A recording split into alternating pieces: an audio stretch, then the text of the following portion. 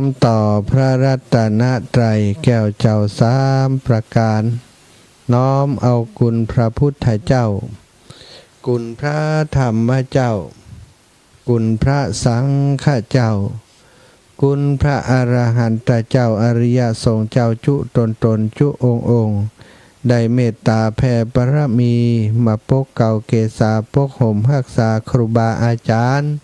พระมหาเถระพระเถรานุเถระเปื่อนสหธรรมิกสหพรหมจารีทุกรูปทุกองค์ปกห่มรักษาศรัทธาสาธุชนคนดีโยมพ่อโยมแม่ตั้งหลายติดตามรับฟังรายการเสียงธรรมยามดึกสารธรรมยามดึกต่างสถานีวิทยุในเครือข่ายสายบุญคลื่นสีขาวเพื่อชาวประชาซึ่งออกอากาศจากวัดปากตางเจริญอำเภอดอยหล่อจังหวัดเชียงใหม่ไปยังเครือข่ายสถานีสายบุญหลายสถานีพื้นที่8จังหวัดภาคเหนือลำพูนลำปางพะเยาแพร่น่านโดยทีมงานสถานีวิทยุสาธารณะนิติครูบาอาจารย์ได้ร่วมเป็นเครือข่ายสายบุญด้วยกันก็มีวิทยุธุรกิจของคุณโยมดารุณีซึ่งเป็น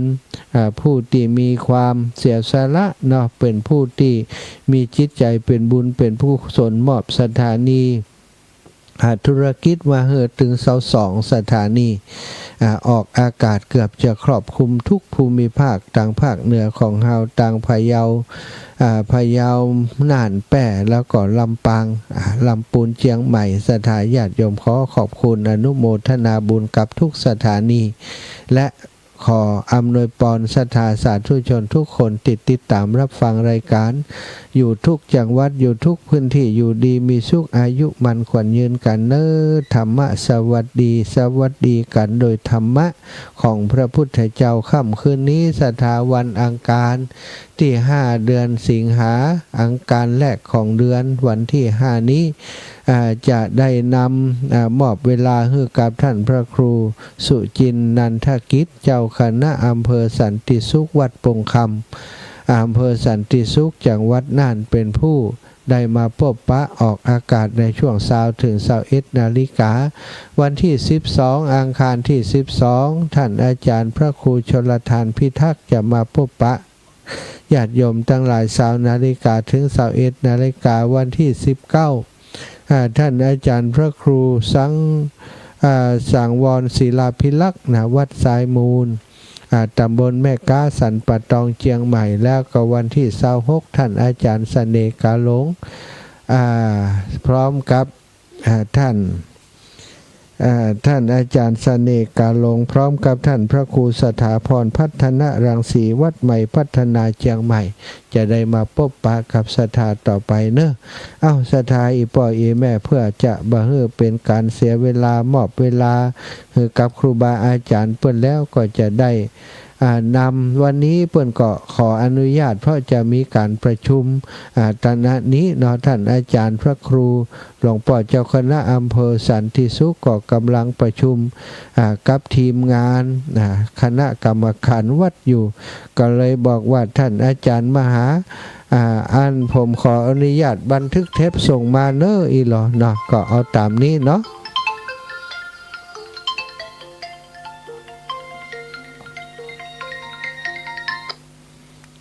กำลังจัดรายการไปเชียงใหม่แม่รอกำ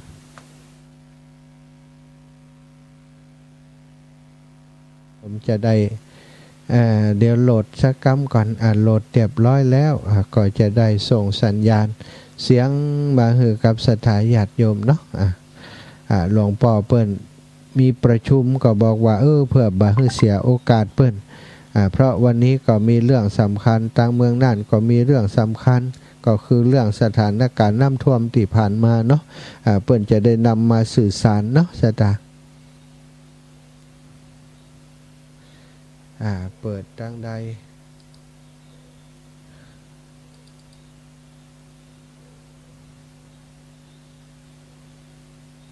มาแล้ว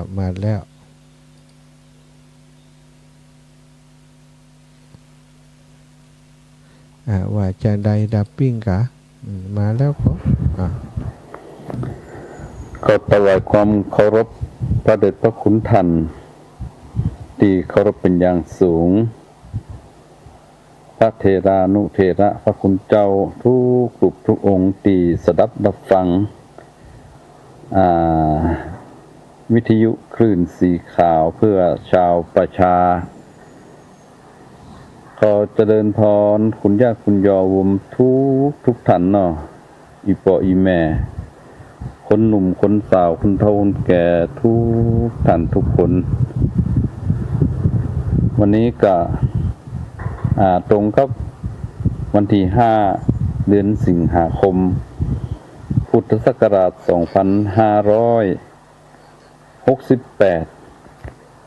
เป็นวันอังคารวันอังคารช่วงนี้ก็เป็นช่วงหน้าฟ้าหน้าฝนส่งหน้าฟ้าหน้าฝนนี่ก็มันมักจะมาพร้อมกับไอ้ลมแล้วก็นอกจากหั่นก็จะเป็นเรื่องของโลคาอาพาธพยาธิต่างๆนานามากับความชื้นความฉ่ำหมู่นี้กันเนาะจันก็ขอให้ทุกท่านทุกคนได้ระมัดระวังดูแลสุขภาพร่างกายของตนเองโดยซึ่งวันนี้ก็ได้รับการถวายเวลาจากท่านพระอาจารย์มหาสมชาติได้มาอู้จาปราศัยพบปะธรรมดาพ่อแม่พี่น้องทุกท่านทุกคนในวันนี้ช่วงนี้ก็เป็น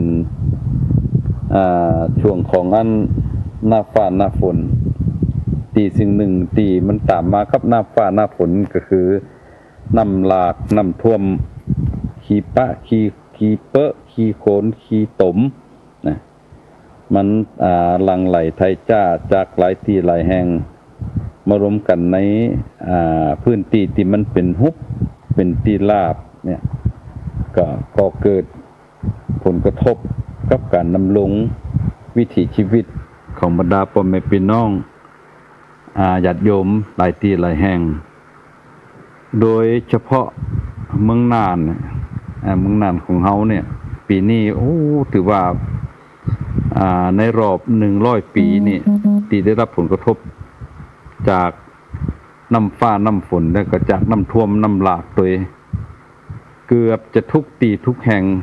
บ่ว่าจะอยู่ตีสูงบ่ว่าจะอยู่ตีลุ่มตีดอนเนี่ยได้รับผลกระทบเหมือนกันหมดคุณญาติคุณโยมสาเหตุเหล่านี้มันก็เขาจะถือว่าเป็นเรื่องปกติมันก็ถูกอยู่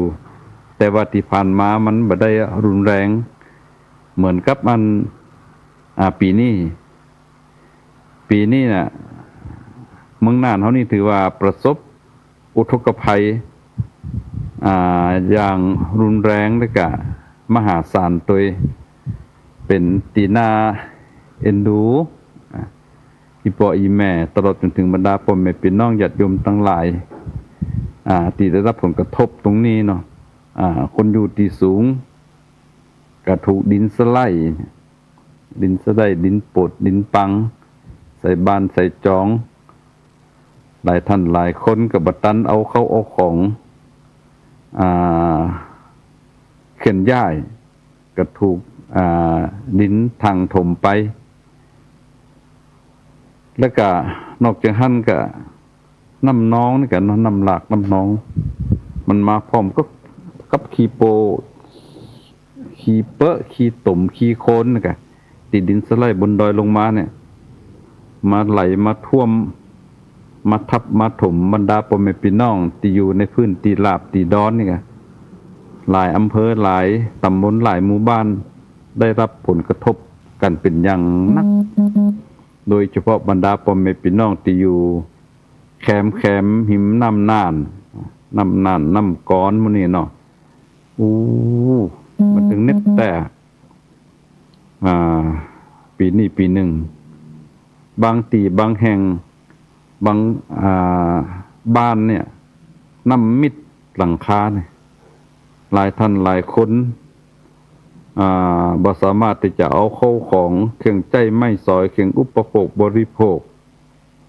หนีน้ำมาตันเนี่ยก็ปล่อยให้น้ำท่วมขี้โคลนทับถมหลายท่านหลายคนก็น้ำปัดน้ำปลาหลั่งไหลไปตามน้ำโอ้ยน่าดีอินดูเขาอันเนี้ยเหตุสาเหตุลักษณะเนี่ยเขาว่าอุทกภัยเนาะเป็นภัยที่เกิดจากธรรมชาติเฮาบ่ได้กึดไปลงหน้าว่ามันจะมาเวลาไหนวันใดขนาดตังกรมอุตุนิยมวิทยาเป็นประกาศเป้าผ่านสื่อบอกว่าจะเป็นสื่อทางด้านออนไลน์หรือว่าสื่อทางด้านทีวีวิทยุอะไรอย่างเนี้ยแล้วก็บอกผ่านกระจายมาตั้งอันห้องกระจายข่าวของแต่ละหมู่บ้านแต่เฮาบ่ฮู้เวลามันมานี่เนาะหลายท่านหลายคนที่พอที่จะขึ้นได้ก็ก้อยยิบก้อยถือไปไว้ที่สูงพ่องหรือว่าเอาไปไว้ที่อันมันปลอดภัยกับปอยังจะถ้าลงเดียได้มีไว้ใจให้พ่องแต่หลายท่านหลายคนโดยเฉพาะอีปออีแม่ที่เป็นคนท้องแก่เนี่ยอยู่ในบ้านด้วยกันคน2คนนี่กันเนาะลูกเต้าเข้าปั้นลูกหลานพี่น้องกับไปญาเวียดญาการตั้งอื่นนี่กันก็เลยยังฮืออันเอาอย่างนี้บ่ตันเนี่ยก็ไปกอดเสาเฮียนไว้กูว่าน้ำจะปัดจะปลาไหลกันอันนี้โอ้เป็นตีนาเอ็นดูคุณนากับบรรดาพ่อแม่พี่น้องเจ้าจังหวัดน่านเป็นอย่างนักอาตมาภาพ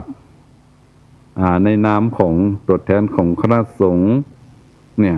ก็ไม่ได้นิ่งนอนใจมีเขาทราบข่าว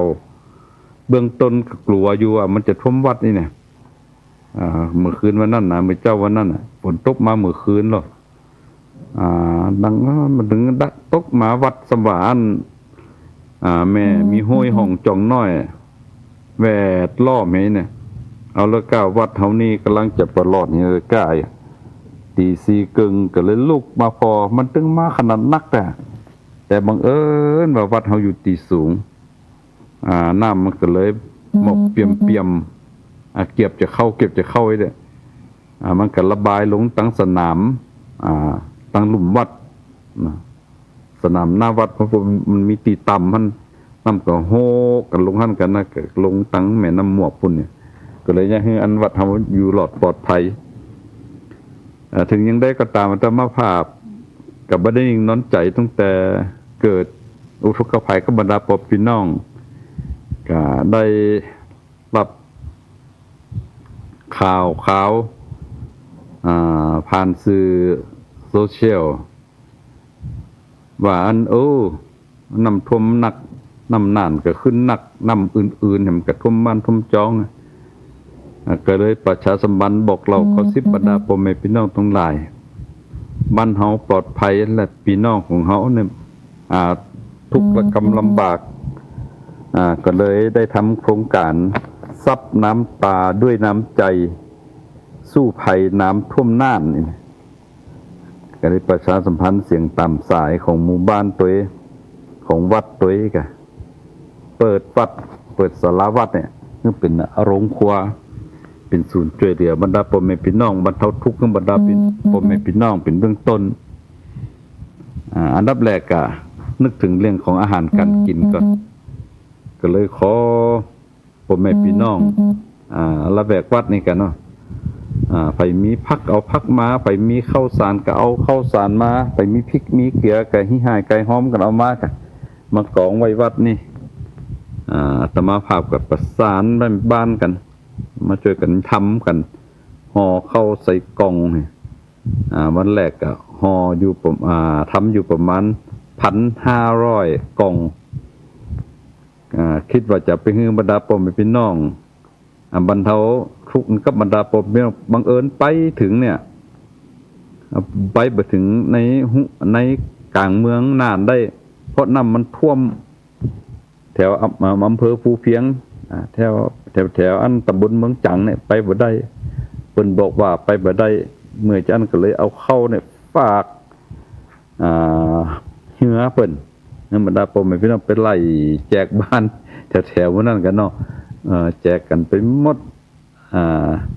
วันที่2มาก็ประชาสัมพันธ์แห่งวันที่2นะครับก็ทำเพิ่มขึ้นมาแห่งปัน2ปันกล่องแล้วก็แบ่งเป็น3กลุ่มหนึ่งเฮาก็ไปตั้งสายเหนือ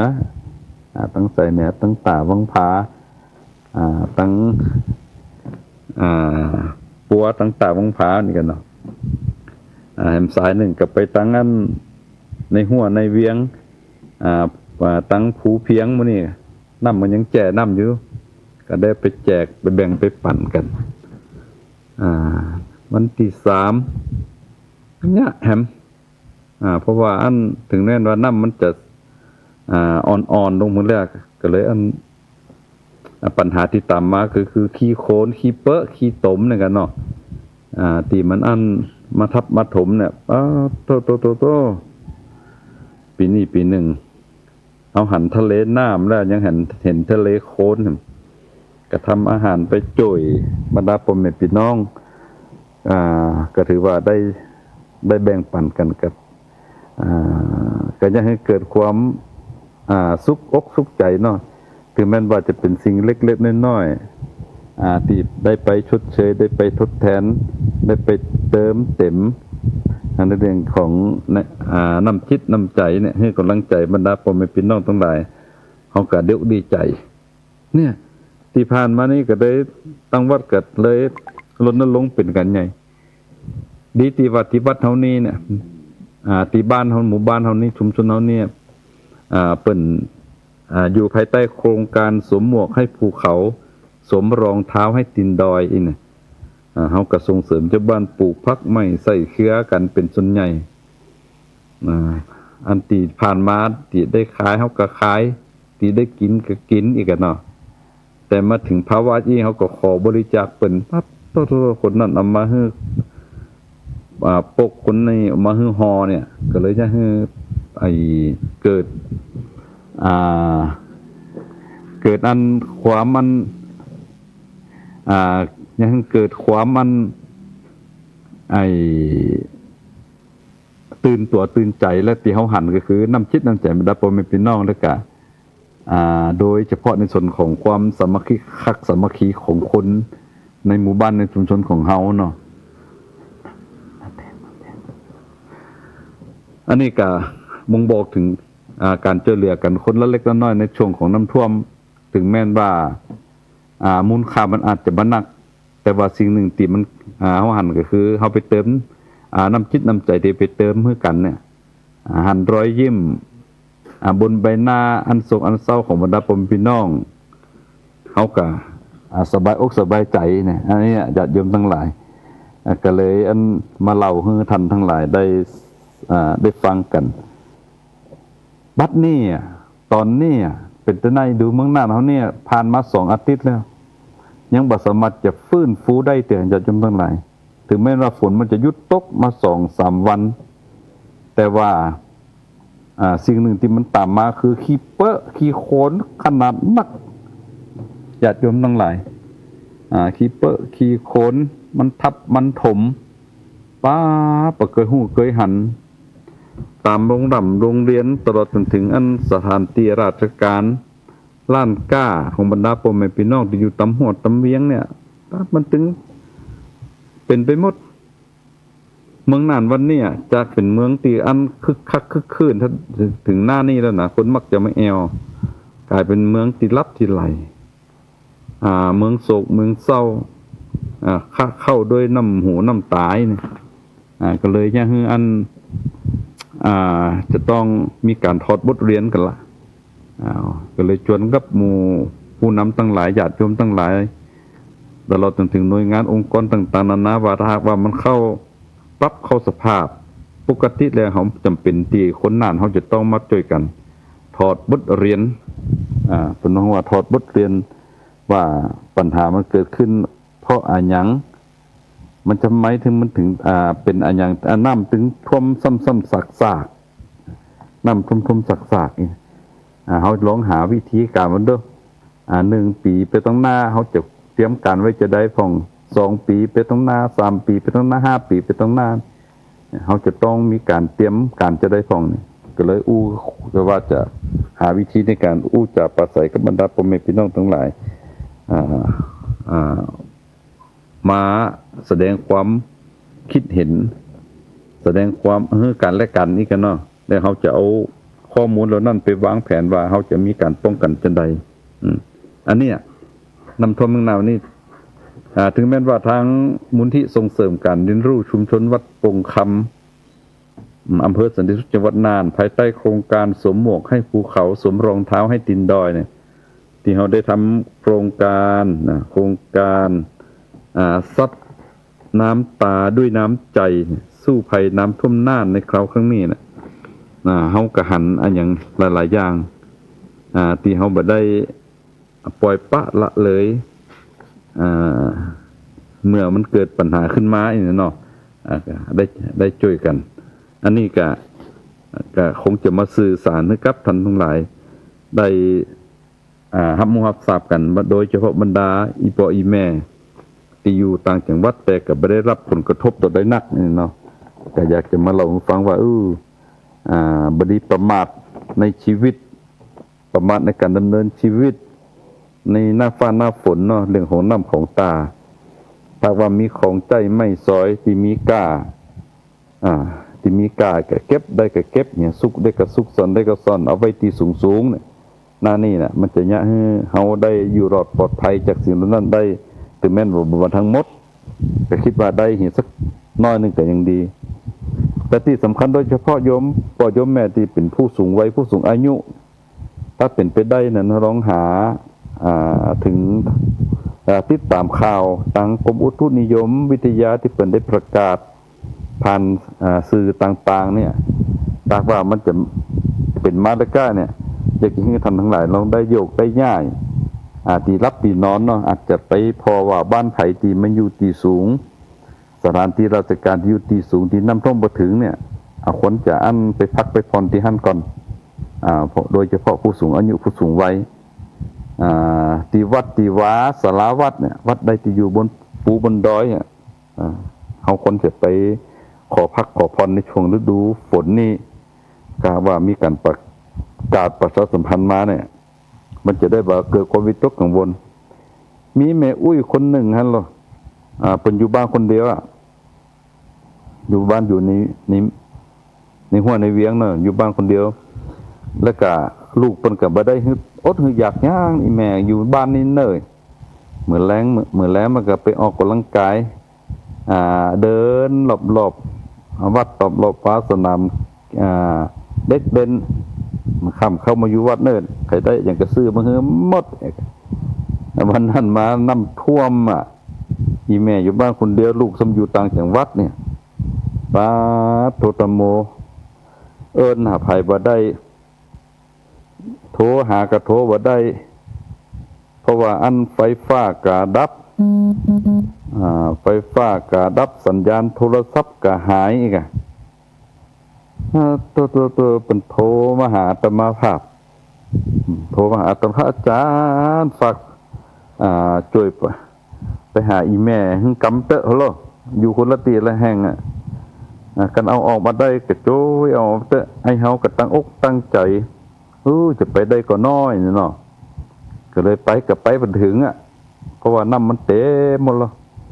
ก็เลยโทรประสานไปตั้งศูนย์ช่วยเหลือผู้ประสบภัยลองไปพอบ้านเล็กที่นี่เนาะนะโยมเป็นส่งพิกัดมานี่ชื่อแม่อุ้ยนี่เนาะอยู่หั่นคนเดียวน้ำก็บ่มีนะเพราะน้ำอยู่จันลุ่มน้ำท่วมหมดแล้วเนาะเข้าป่าอาหารตู้เย็นก็อยู่บ้านจันลุ่มบ้าน2จ้านน้ำก็สำหรับไปจูที่จันที่2นี่ล่ะเนี่ย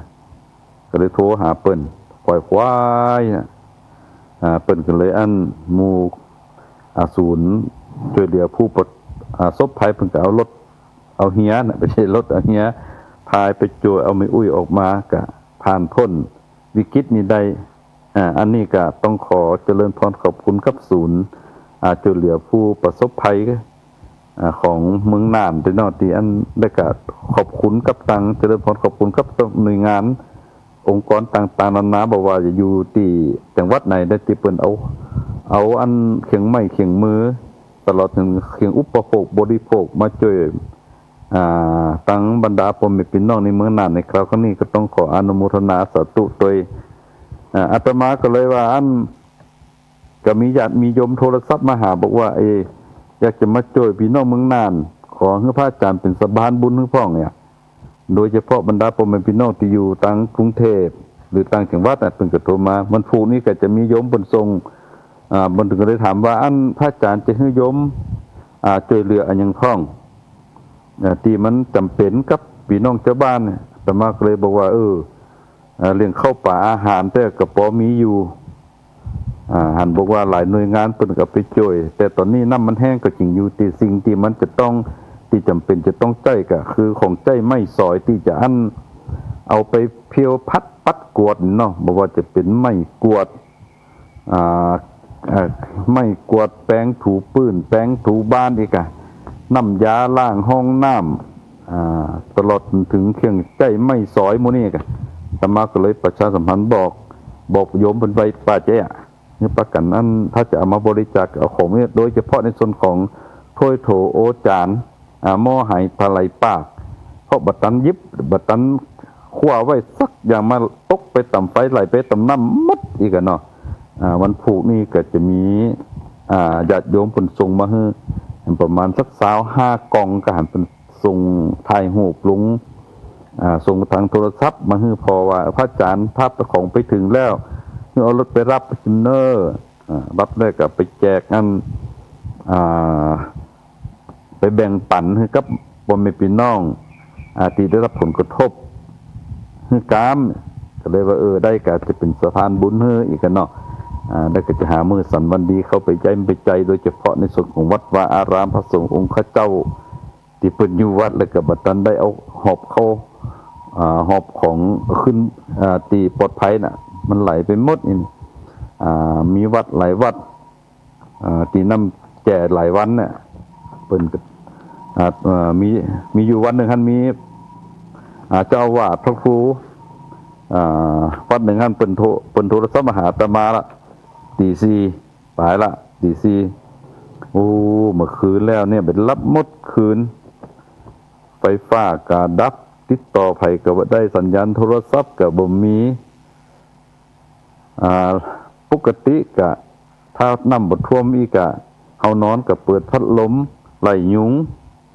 มันก็บ่ครบนี่นะพอจะมีมุ้งกออยู่ ก็ปานาบีอินดู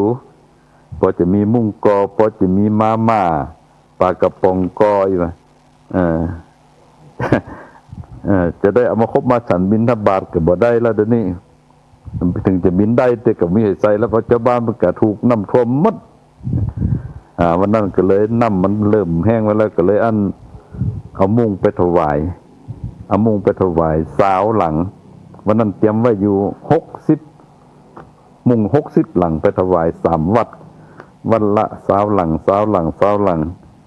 ให้พระสงฆ์องค์เน้นเป็นได้ใจกันเนาะนอกจากท่านก็เอาของใจไม่ซอยอีกเนาะเพิ่นกำลังกวดกำลังเพี้ยวอยู่เอาไปมอบไปถวายให้ก็คงจะได้บรรเทาได้ระดับหนึ่งเพิ่นยิ้มปุยแต่ที่สำคัญก็คือเอาอันนี้เนี่ยนะ power bank เอาไปถวายเพิ่นตัวพอดีมีญาติมีโยมเพิ่นจะเอาซื้อมาฝากวันนี้เฮามันเกินคนจะเป็นเฮาอีกกันเนาะไปฝากเพิ่นแล้วก็จากอันก็ได้เอาไปมอบให้ถวายเพิ่นก็จะได้ใจติดต่อกับคนต่างนอกตัวนี่ก็ฝากบอกบุญให้กับบรรดาญาติโยมทั้งหลายเนาะท่านใดที่จะมีจิตศรัทธาในการที่จะร่วมบริจาคเขียงไม้เขียงมือของใจไม้สอยหมู่นี้เนาะเอาไปถวายกับพระสงฆ์องค์เจ้าตามวัดตามวาต่างๆหรือว่าญาติคุณโยมทั้งหลายก็เจริญพรเจิญเนอะเจิญเอามามอบให้กับมาแบ่งสรรปันส่วนมาถวายกับพระสงฆ์องค์ข้าเจ้าอะไรก็มาเหมาะมึงกับหมู่พี่หมู่น้อง เปื้อนเดลเซลฮักกัน มันก็จะเป็นบุญเป็นกุศลมหาศาลแต่ถ้าว่าท่านใดอันมีความประสงค์ว่าโอ้บ่ได้ไปละอยู่ไกลโดยเฉพาะอีปออีแม่ที่อยู่ต่างจังหวัดก็สามารถที่จะอัน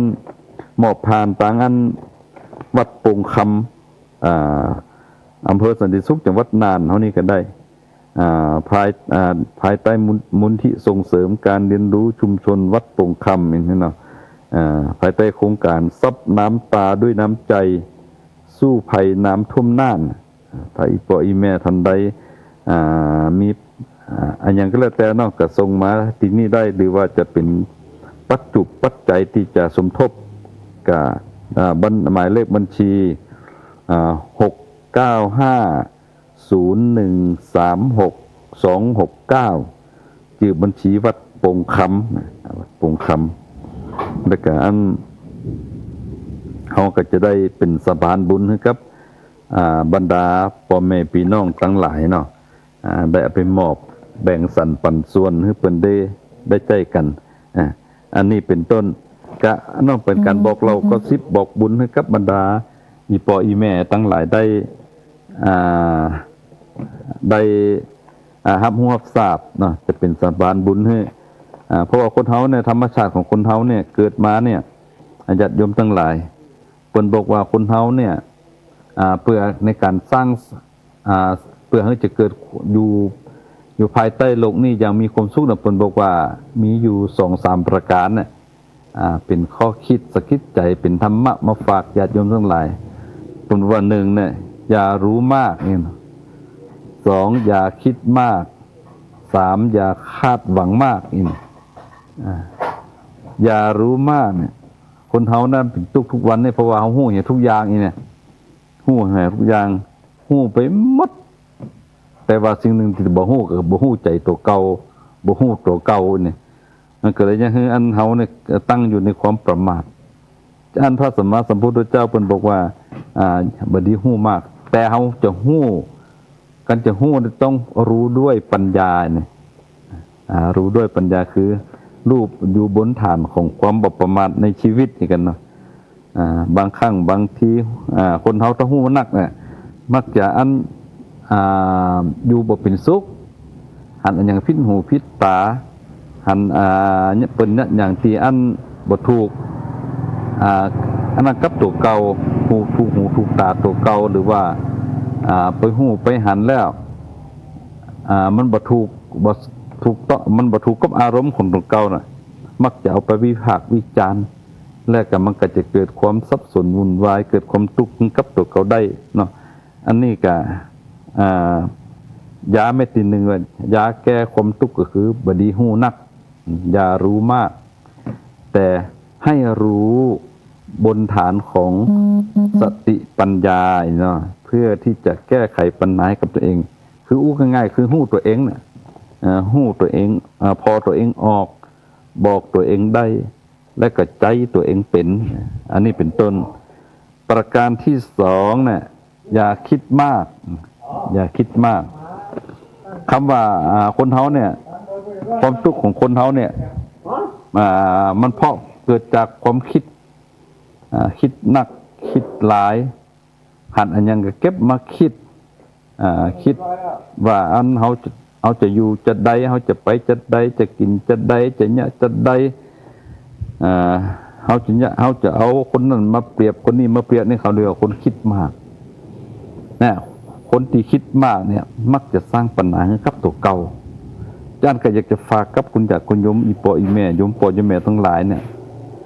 ยาเม็ดที่2เนี่ยชีวิตของเขาคนเฮาน่ะหากว่าเขาจะมีเป้าหมายที่จะส่งผลให้เกิดเรื่องความสุขน่ะเอาบ่ดีไปคิดอย่างหลายต้องแต่ว่าที่สำคัญก็คือคิดถึงสิ่งที่มันเป็นจริงของชีวิตนี่เนาะเพิ่นว่าคิดบนฐานของความเป็นจริงของชีวิตความเป็นจริงของชีวิตเนี่ยเฮาอยู่ด้วยกันเนี่ยเฮาอยู่ด้วยกันเนี่ยเฮาจะต้อง1เนี่ยเพิ่นบอกว่าความสุขจะเกิดขึ้นได้น่ะ1จะต้องมีความเสียสละ2เนี่ยรู้จักสามัคคี3รู้หน้าที่ 4มีวินัย5ใจสัตย์ซื่ออันเนี้ยเป็นเพราะว่าบันไดที่จะสร้างให้สังคมเกิดความร่มเย็นน่ะนอกจากเขาบ่ต้องรู้มากบ่ต้องคิดมากที่สำคัญบ่ดีไปคาดหวังอันหยังคือนักเมื่อเขาคาดหวังอย่างนักแล้วเมื่อบ่ได้ตามที่เขาหวังเนี่ยมันจะสร้างความทุกข์ให้กับตัวเฮาอีกเนี่ยยกตัวอย่างเช่นเฮามีลูกบ่ดีไปคาดหวังว่าลูกจะต้องเป็นนั่นจะต้องเป็นนี่จะต้องกลับมาเอานั่นเอานี่มาให้เฮาจะต้องกลับมาเลี้ยงเฮาแม่เฮาเลี้ยงเขาเนี่ยยุคนี้สมัยนี้สำหายคาดหวังเนี่ยประการที่2เนี่ยบ่ได้ไปคาดหวังว่าเมื่ออย่างเกิดขึ้นหน่วยงานนั่นหน่วยงานนี่เพิ่นจะมาช่วยเหลือเอื้อเฟื้อเกื้อกูลเฮาเนี่ยบ่ได้ไปคาดหวังอาจารย์พระพุทธเจ้าเพิ่นบอกว่าอัตตาหิอัตโนนาโถเนี่ยตนแลเป็นที่พึ่งของตนนี่เนาะอาจารย์เพิ่นบอกว่าบ่ได้ฮู้มากบ่ได้คิดมากและก็ที่สำคัญบ่ได้คาดหวังมากที่สำคัญเฮาจะต้องฮู้ตัวเฮาให้นักๆแล้วทำตัวเฮาให้เกิดประโยชน์บนบันได3ขั้นตีบอาตมาอู้ให้ฟังเมื่อกี้นึงต้องเสียสละรู้จักเสียสละไผมีอันอย่างพวกที่เขาจะช่วยเหลือเกื้อกูลอุดหนุนเขาได้ที่มันบ่เกินบ่าวแกเฮาได้เฮาเนี่ยได้ก็เนี่ยไปกันเฮาเนี่ยบ่ได้ไปบ่ได้เฮาก็ช่วยด้วยวิธีอื่นอาจจะช่วยกันบริจาคก็เหมือนอาตมาภาพเนี่ยอาตมาบ่สามารถที่จะไปช่วยเปิ้นอันข้อขี้เหอะขี้เปอะขี้ตมล่างนั่นล่างนี่ได้เฮาก็จนเจ้าบ้านมาให้ให้ไก่หอมกันคนละเล็กคนละน้อยอีกกันเนาะจากหั่นก็อันทำเป็นอันเครื่องอุปโภคบริโภคและที่สำคัญก็คือเฮากำลังเฮามีมานักเนี่ยเฮาก็เป็นสะพานบุญให้กับคนอื่นที่เปิ้นพอจะมีกำลังเนี่ยเพราะว่าเป็นเนื้อนาบุญของโลกเนี่ยเนาะพระสงฆ์คือเนื้อนาบุญของโลกไม่มีนาบุญอื่นยิ่งกว่าก็เลยใช้วิธีนี้โดยความเสียสละถ้าเฮาเนี่ยบ่ได้เฮาก็ช่วยเหลือเขาโดยวิธีอื่นเมื่อช่วยเหลือเปิ้นบ่ได้เนี่ยเฮาบ่ได้ไปซ้ำเติมเปิ้นกูว่าแล้วข้าว่าแล้วมันเป็นจะอันมันเป็นเหี้ยการไปซ้ำเติมคนอื่นเนี่ยมันบ่เกิดประโยชน์หยังจันเฮาจะต้องใจความเสียสละเป็นเครื่องมือเนาะในการอยู่ร่วมกันกับคนในสังคมประการที่2ก็คือเฮาจะต้องมีความรักความสามัคคีซึ่งกันและกันความสามัคคีเนี่ยมันเป็นเครื่องมือที่จะ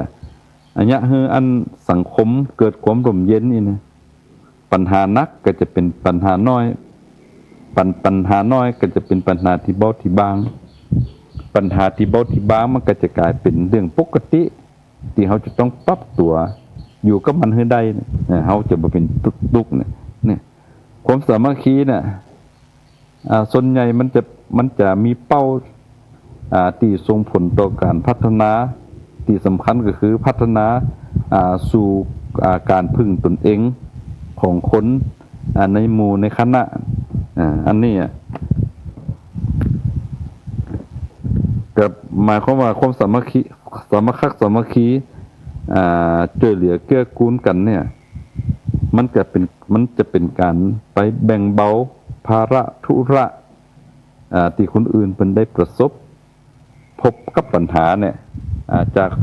ที่มันจะเกิดปัญหาที่1ที่2ที่3มันก็จะระบายคายลงไปจะอยากให้คนอื่นเขามีกำลังใจเนาะประการที่3ต้องรู้หน้าที่คำว่าหน้าที่มันเป็นเรื่องสำคัญปัญหาถึงวันที่เกิดขึ้นในสังคมปัจจุบันเนี่ยมาเพราะคนไม่รู้หน้าที่ของตัวเองเมื่อไม่รู้หน้าที่แต่ก็ไม่ได้ทำหน้าที่เมื่อไม่ได้ทำหน้าที่ก็หมายความว่าละเลยต่อหน้าที่เมื่อละเลยต่อหน้าที่เนี่ยปัญหาก็จะตามมาความสำเร็จก็จะไม่เกิดขึ้นยกตัวอย่างเช่น เราในฐานะที่เป็นเป็นลูกเนี่ยเราจะต้องทำหน้าที่ของความเป็นลูกเนี่ยจะได้เขาจะต้องตั้งเป้าไว้เลยว่าเนี่ยจะได้พ้องหน้าที่ของลูกที่จะเป็นให้อีพ่ออีแม่ได้นักอกนักใจทุกอกทุกใจเนี่ยเขาจะต้องเป็นคนดีของคุณพ่อคุณแม่อีกเนาะเป็นคุณพ่อเป็นคนดีของคุณพ่อคุณแม่ก็ว่าเป็นคนดีของคุณพ่อคุณแม่ก็คืออันใดก็แล้วแต่ที่เขาทำลงไปแล้วพ่อแม่บ่สบายอกบ่สบายใจเป็นทุกข์ใจเนี่ยเขาในฐานะเป็นลูกเขาบ่ต้องไปทำเว้นได้ก็เว้นเนี่ยละได้ก็ละเนี่ยปล่อยได้ก็ปล่อยเนี่ยวางได้ก็วางอย่างนี้อีพ่ออีแม่เขาก็จะได้มีความสุขอย่างเช่นว่าบัญญัติเห็นหนังสือเนี่ยความทุกข์เกิดขึ้นแล้วอีพ่ออีแม่เขาจะได้จะให้อีพ่ออีแม่ได้สบายใจเขาก็ขยันเห็นหนังสือเนี่ยชอบแอวพ่อแม่เป็นทุกข์เป็นห่วงเป็นใยเขาก็บ่ต้องไปแอวบ่ต้องปัจจัยอ่านหนังสือนั่งหาค้นคว้าหาสิ่งที่ดีๆเดี๋ยวนี้มันง่ายแล้วสมัยนี้สมัยเทคโนโลยีเนี่ยในฐานะเป็นลูกนะอาจจะต้องทำหน้าที่ที่อันใดที่จะช่วยแบ่งเบาภาระบ่ว่าจะเป็นการบ้านการเรียนการงานต่างๆนานาเขาทำได้เขาก็ทำเนี่ยถือว่าเป็นการแบ่งเบาภาระให้อีพ่ออีแม่ช่วยพ่อแม่อันนี้เขาเรียกว่าลูกได้ทำหน้าที่ของความเป็นลูกพ่อแม่ก็ได้สบายใจสามีภรรยาเนี่ยถ้าว่าสามีภรรยาทำหน้าที่ของความเป็นสามีภรรยาได้เนี่ยมันก็จะเป็นเรื่องที่ดีมันก็เป็นเรื่องที่ดีถ้าว่าเขาเนี่ยเกินขอบเขตของหน้าที่ของความเป็นสามีภรรยาเนี่ยปัญหาเกิดขึ้นแน่นอนเขาจะหันว่าอันที่เป็นที่เขาหันผ่านสื่อต่างๆนานาทุกวันเนี่ยเพราะว่าความเป็นสามีภรรยาไม่ได้ทำหน้าที่ของตนเองนี่ทำเกินเลยหน้าที่ของตัวเองปัญหาเลยเกิดหน้าที่ของความเป็นพ่อเป็นแม่เนี่ยจะได้จึงให้ลูกได้มีความสุขอกสุขใจเนาะเนี่ยจะได้จึงให้ลูกได้เป็นตัวอย่างเอาเป็นตัวอย่างเป็นต้นแบบเปิ้นก็บอกเลยว่าปัจจัยหนึ่งคนเขาจะอยู่ด้วยกันยังมีความสุขเนี่ยบอกว่าจะเป็นในสังคมระดับใดเนี่ยระดับครอบครัวระดับชุมชนท้องถิ่นตลอดประเทศชาติบ้านเมืองกำอู้เป็นเรื่องสำคัญเนาะกำอู้กำใดที่ออกจากความเป็นพ่อเป็นแม่แม่น่ะบัดนี้ให้ไปกระทบกระทั่งกับจิตกับใจลูกเต้าของตัวเก่านะถ้าว่าอันกำอู้แล้วนี่มันกระทบกระทั่งกับจิตใจอารมณ์ของลูกแล้วส่วนมากละอ่อนสมัยนี้อารมณ์เขาอันค่อนข้างจะเปราะบางมักจะตดเตลิดเปิดเปิงเขาจะต้องจังอู้จังสั่งจังสอนจังอบจังรมนี่เนาะจังสื่อจังสารที่สำคัญเนี่ยจะได้ก็ได้แสดงออกทางกายเนี่ยกินข้าวด้วยกันทุกมื้อได้ก็ว่างๆป้ากันไปแอวนั้นแอวนี้เนี่ยเวียกเนี่ยกันด้วยกันได้ก็นี่เขาเรียกว่าการทำหน้าที่ของความเป็นพ่อเป็นแม่ลูกก็จะได้สืบทอดสืบตามอันนี้เป็นต้นในเขาเรียกการรู้หน้าที่และคนอื่นๆเห็นองค์กรหน่วยงานต่างๆนานาถ้าว่าทำหน้าที่ของตัวเองไม่ว่าจะเป็นตำรวจเป็นทหารเป็นนักการเมืองเป็นผู้เป็นปหลวงบ้านเป็นกำนันผู้ใหญ่บ้านถ้าว่ารู้หน้าที่ของตัวเองเป็นครูบาอาจารย์ทำหน้าที่ตรงไปตรงมาปัญหาไม่เกิดจะบ่เกิดสังคมเขาก็จะเป็นสังคมที่ดีอารมณ์เย็นต่อไปเป็นเป้าหมายเนี่ยเขาเรียกว่ารู้หน้าที่แล้วก็รู้จักมีวินัยมีระเบียบวินัยอันนี้หมายความจะต้องมีความเคารพระเบียบวินัยสังคมใดก็แล้วแต่ถ้าว่าสังคมใดถ้าว่าบ่มีระเบียบบ่มีวินัยและก็ที่สำคัญก็คือบ่มีกฎบ่มีเกณฑ์ถึงแม้ว่าจะมีแต่ว่าไปฝืนกฎฝืนเกณฑ์ปัญหาก็จะตามมาเนาะปัญหาก็จะตามมาการเคารพระเบียบวินัยเนี่ยภาษาพระเปิ้นฮ้องว่าการรู้จักทำตนให้อ่อนน้อมถ่อมตนบ่ใช่ว่าข้าใหญ่แล้วเก่งแล้วห้อยตีนเต้ากันละ บ่ต้องมาสั่งมาสอนเนี่ยแต่เฮาลืมไปว่าเฮาอยู่ด้วยกันเฮาจะต้องมีกฎมีเกณฑ์มีระเบียบมีวินัยมีกฎหมายอันใดมันฝ่ามันฝืนเนี่ยปัญหาก็เกิดขึ้นแน่นอนอันนี้ก็อยากจะฝากกับอันบรรดาพ่อแม่พี่น้องนายและก็ที่สำคัญก็เฮาอยู่ด้วยกันเนี่ยความซื่อสัตย์ความสัตย์ซื่อเนี่ยเป็นเรื่องสำคัญเนาะมีระเบียบวินัยใจสัตย์ซื่อใจสัตย์ซื่อหมายความว่าเปิดใจให้กว้างคือสลัดความเห็นแก่ตัวออกไปทำใจให้กว้างเมื่อเขาทำใจให้กว้างแล้วมันเหมือนกับเขาเปิดภาชนะไว้รองรับน้ำที่สะอาดนะมันก็จะไหลตรงนั้นฉันได้ชีวิตของคนเขาเหมือนกันถ้าว่าเขาเปิดใจให้กว้างสิ่งดีๆมันก็จะหลั่งไหลไทจ้าเข้ามาหาเขาเราเนี่ยอันนี้ก็ฝากกับคุณญาติคุณโยมโยมพ่อโยมแม่เนาะด้วยกันเพราะว่าระยะหลังๆมานี้ก็ส่วนมากคนเขามักจะเขามักจะหันคนอยู่ในท่ามกลางของคนเขาว่าคนมักจะติดสุขมักชอบสบายติดสุขชอบสบายแล้วก็มักง่ายและที่สำคัญก็คือมันจะนำสู่การทำร้ายน้ำจิตน้ำใจซึ่งกันและกันฉะนั้นก็อยากจะฝากเป็นข้อคิดสักคิดใจว่าคนเขาเกิดมาเกิดมาจากหนึ่งจากเดียวนั่นนะความเสียสละสามัคคีรู้หน้าที่มีวินัยใจสัตย์ซื่อแต่ก็ที่สำคัญก็ต้องถือคุณธรรมเป็นเครื่องมือเขาก็จะมีอายุที่ไหนเขาก็จะมีแต่ความสุขเนาะอันนี้ก็ฝากเป็นข้อคิดสะกิดใจให้กับบรรดาพ่อแม่พี่น้องตั้งหลายตัวซึ่งอันที่จริงก็มีหลายๆเรื่องที่จะมาฝากกับญาติกับโยมทั้งหลายในค่ำคืนนี้เนาะแต่ว่าด้วยเวลา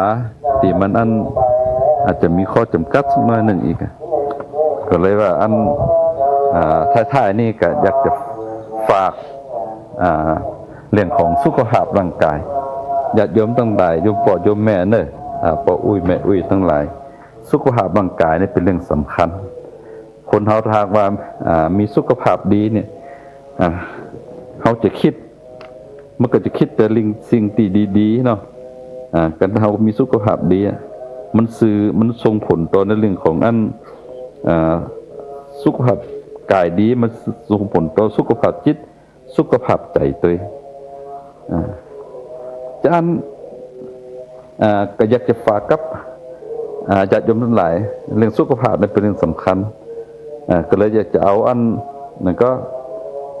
ในก็อู้แล้วก็อยากจะฝากตำราพัฒนาเรื่องสุขภาพโดยเฉพาะอีพ่ออีแม่เนาะที่มักจะมาค่ำเมื่อคืนเนี่ย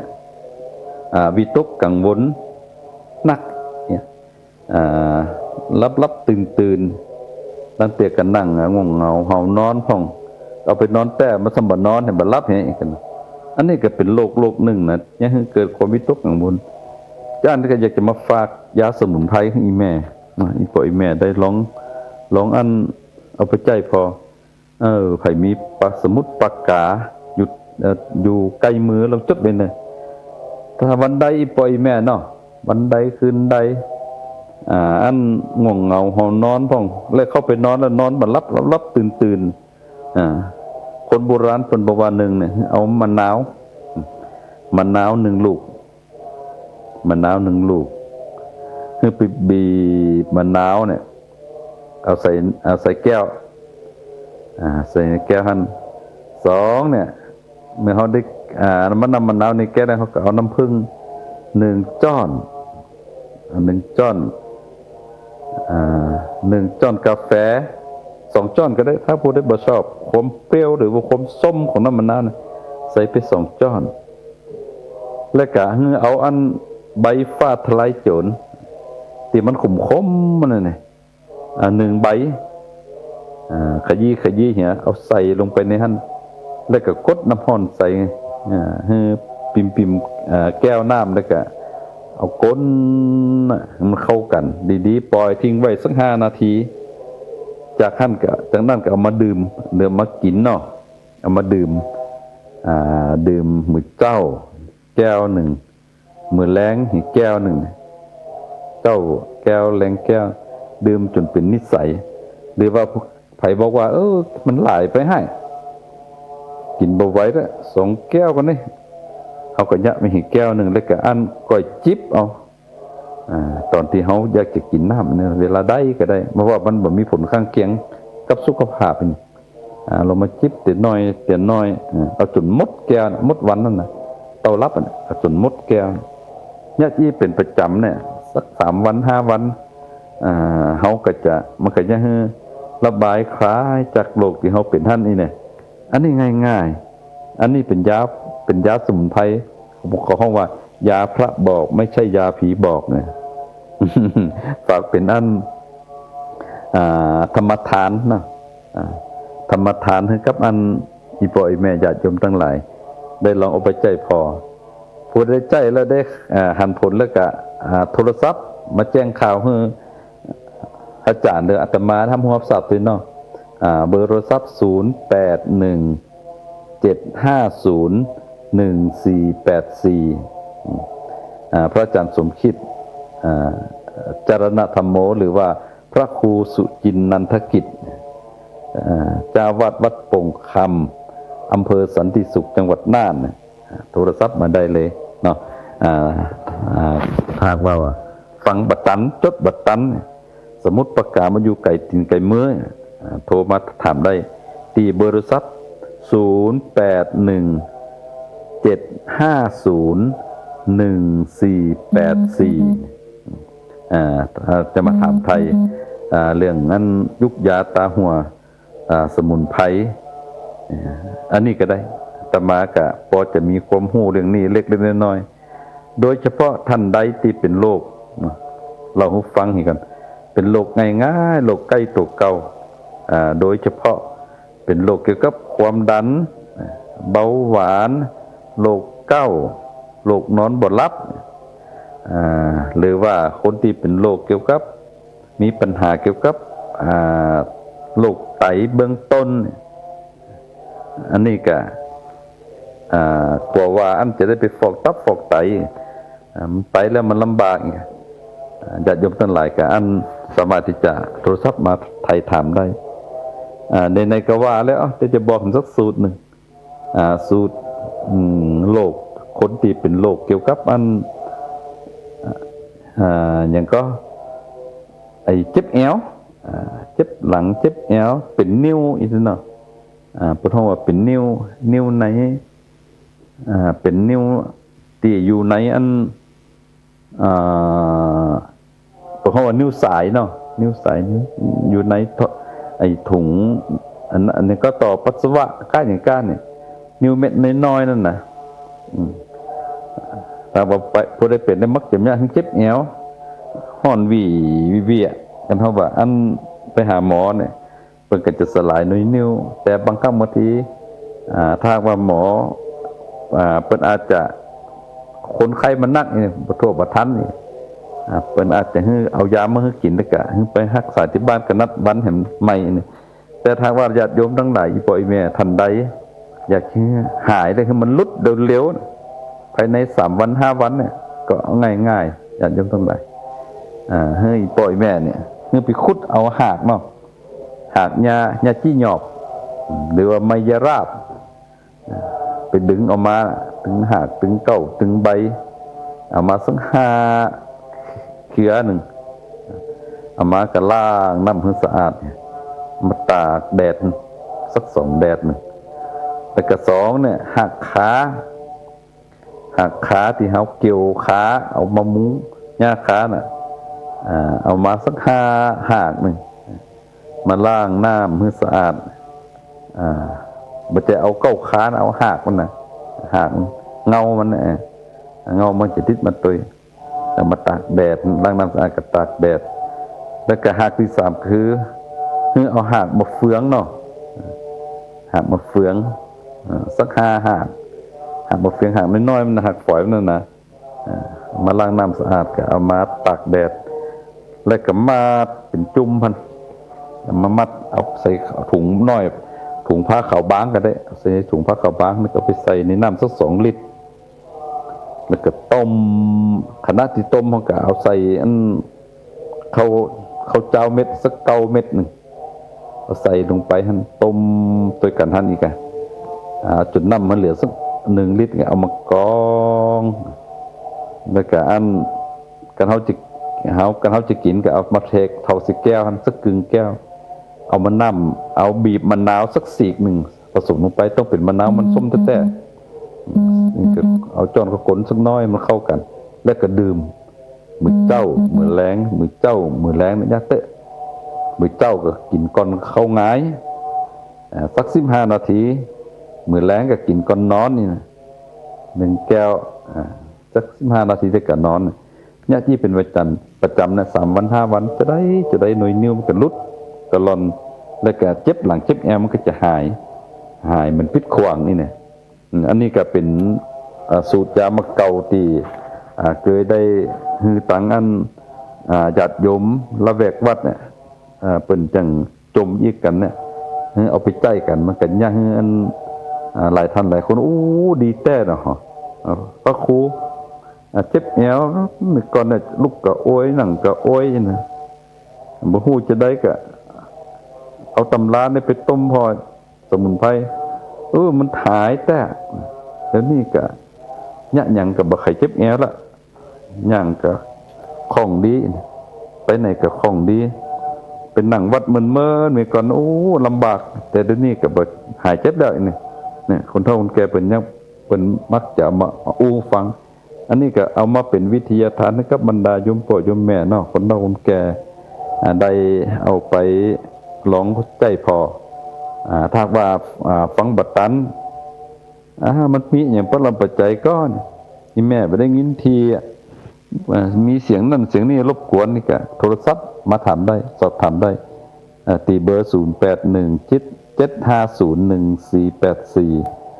ถ้าว่าจะแม่เป็นเกี่ยวกับเมื่อยล้าขาซึงเอ็นตึงเอ็นย่อนนะกินข้าวบ่ล้ำกินน้ำบ่ลงลับตื่นเนี่ยก็สามารถจะมาปรึกษาหารือโทรมาปรึกษาหารือได้แล้วก็จะได้บอกตำรายามาเก่าท่านทั้งหลายได้ลองไปใกล้พอถ้ามันดีก็ได้บอกต่อกันไปถ้าบ่ดีก็ยินดีที่จะให้คำปรึกษาว่าสูตรนี้มาถ้าจะบ่ตรงกับมันถาดของเขาก็จริตของเขากันเขาก็จะได้บอกคำสูตรหนึ่งอีกเนาะอันนี้ก็เป็นการบอกเราก็ซิบถึงกับท่านทั้งหลายได้สดับรับฟังกันในค่ำคืนนี้เอาละวันนี้ก็ต้องขอบพระคุณพระเดชพระคุณท่านพระอาจารย์พระมหาสมชาติเนาะชาตะปุญโญซึ่งเป็นพระสายนักพัฒนาสายสังคมญาติโยมทั้งหลายมีความทุกข์ร้อนห้อนใจตั้งใดเนี่ยท่านเพิ่นจังเตียวต้องจ้องไปหานี่อันนี้ก็ถือว่าเป็นพระของเจ้าบ้านพระต้นแบบเป็นกับมาจักมาจวนหลวงพ่อครับหลวงพ่อมีอย่างดีๆอยากจะมาร่วมกิจกรรมร่วมกับในการจัดรายการวิทยุก็อยากจะนิมนต์หลวงพ่อจำเนิดเนี่ยโดยก็เรียกว่าโดยความยินดีเพราะสิ่งเหล่านี้มันเป็นประโยชน์หลายสิ่งหลายอย่างกำลังเขาจะบ่ถึงเนี่ยก็เขาความรู้ความรู้กับอยากกับโยมได้นำไปใจให้เขาได้พ้นจากความทุกข์ทรมานจากความเจ็บปวดของสุขภาพร่างกายเข้าสู่ในโหมดของความเป็นปกติเขาก็ดีใจแล้วอันนี้เขาเรียกว่าพระมาโปรดนี่โยมพระมาโปรดเนี่ยเนาะอันนี้ก็ต้องกับขอบคุณกับทั้งท่านพระอาจารย์มหาสมชาติเป็นอย่างสูงตัวที่จริงท่านพระอาจารย์สมชาติเพิ่นก็แวะเวียนมาที่วัดนี้บ่อย มาแล้วก็เฮาก็มีเรื่องดีๆได้สนทนาธรรมกันนะแล้วก็เจริญพรขอบคุณกับตังท่านผู้ฟังนะท่านทุกๆท่านโดยเฉพาะอีพ่ออีแม่โยมพ่อโยมแม่ผู้สูงอายุผู้สูงวัยทั้งหลายท่านทั้งหลายคงจะบางท่านบางคนที่ได้ประสบผลกระทบเกิดจากน้ำท่วมกับเขาก็ถือว่ามันเป็นเรื่องปกติธรรมดาปีนี้มันมาเยี่ยมมาย้ำเอาเหตุที่หนึ่งก็เอาบ่ต้องไปคิดอย่างไรเนาะถ้าว่าอีป่อยแม่ทันได้สะดัดรับฟังอยู่เนี่ยถ้าว่าท่านทั้งหลายมีปัญหาเรื่องสุขภาพรับตื่นก็เจริญพรบอกเราก็ซิบโทรศัพท์มาสอบถามได้เนาะต้องขออนุโมทนาขอบคุณครับเจริญพรขอบคุณกับโยมพ่อโยมแม่ผู้เฒ่าผู้แก่ทั้งหลายโดยที่ได้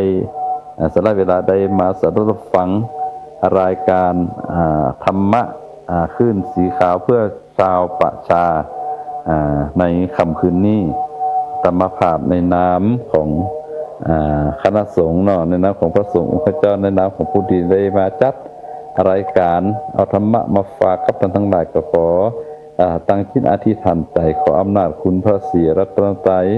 คุณพระพุทธคุณพระธรรมคุณพระสงฆ์คุณงามความดีทั้งหลายที่อีพ่ออีแม่คุณญาติคุณโยมหลายได้ทำมาแล้วได้ทำต่อไปเพราะคุณงามความดีเหล่านั้นตรงสะท้อนย้อนกลับมารวมกันเป็นตบะเป็นเดชะเป็นพลวะปัจจัย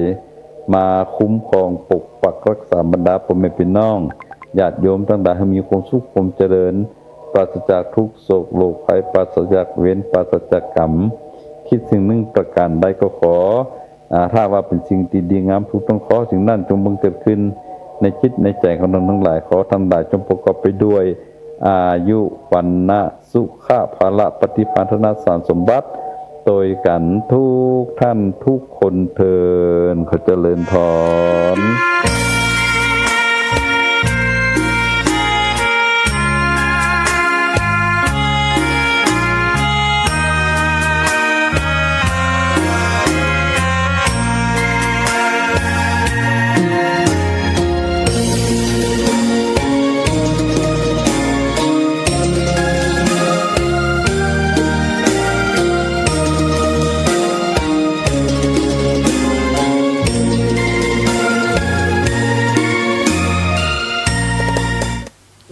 ศรัทธาญาติโยม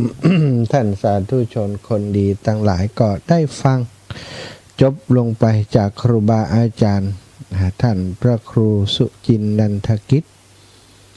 เจ้าคณะอำเภอสันติสุขเจ้าอาวาสวัดโป่งคำครูบาอาจารย์ที่มีความรู้ความเชี่ยวชาญเป็นพระสงฆ์นักพัฒนาเป็นพระสงฆ์ที่มีบทบาทในหลายด้านสถาในเรื่องของการช่วยเหลือพี่น้องชาวบ้านในเรื่องของเศรษฐกิจชุมชนในเรื่องของการรักษาดินน้ำป่าในเรื่องของการอนุรักษ์รักษาวัฒนธรรมประเพณีการสงเคราะห์เนาะกับ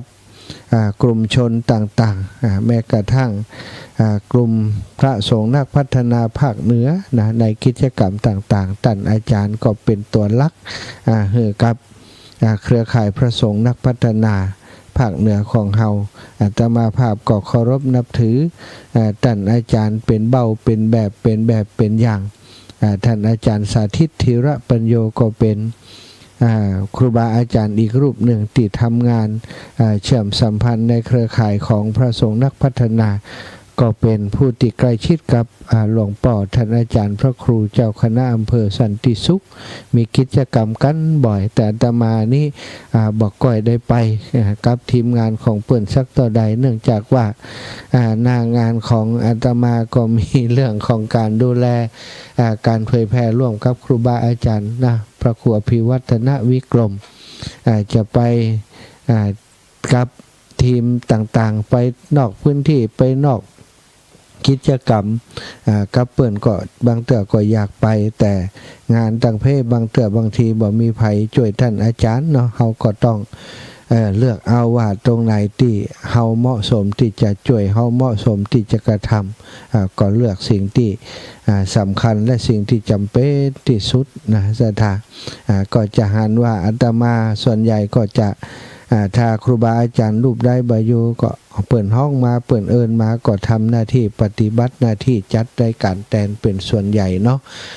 ฉะนั้นในรายการของอาตมาภาพเองในวันพฤหัสในวันอังคารก็คิดว่าเฮาก็แบ่งปันให้กับครูบาอาจารย์รูปอื่นๆได้มามีพื้นที่ได้มามีโอกาสได้นำสิ่งดีๆมาแบ่งปันกับศรัทธาญาติโยมแต่ละรูปแต่ละองค์ที่ได้นำมาร่วมจัดรายการโดยศรัทธาญาติโยมสะท้อนบอกมาว่าบ่ผิดหวังเลยท่านอาจารย์ดีใจอยากจะให้เพิ่นมีเวลาจัดของเพิ่นสัก2 ชั่วโมงเนาะอีหลอ ถ้าอย่างอันก็เวลาของอาตมาก็ได้ปะกับศรัทธาละกะเนาะก็ปั่นกันอย่างศรัทธาคนชั่วโมงก็คงจะพอดีเนาะวันที่5นี้ก็จบลงไปท่านพระครูสุจินนันทกิจแล้วก็วันที่12ท่านพระครูชลทานพิทักษ์วันที่19อังคารที่19ก็จะเป็นท่านพระครูสังวรศรีลาภิลักษ์วันที่26ท่านอาจารย์เสน่ห์กาลงกับท่านอาจารย์พระครูสถาพร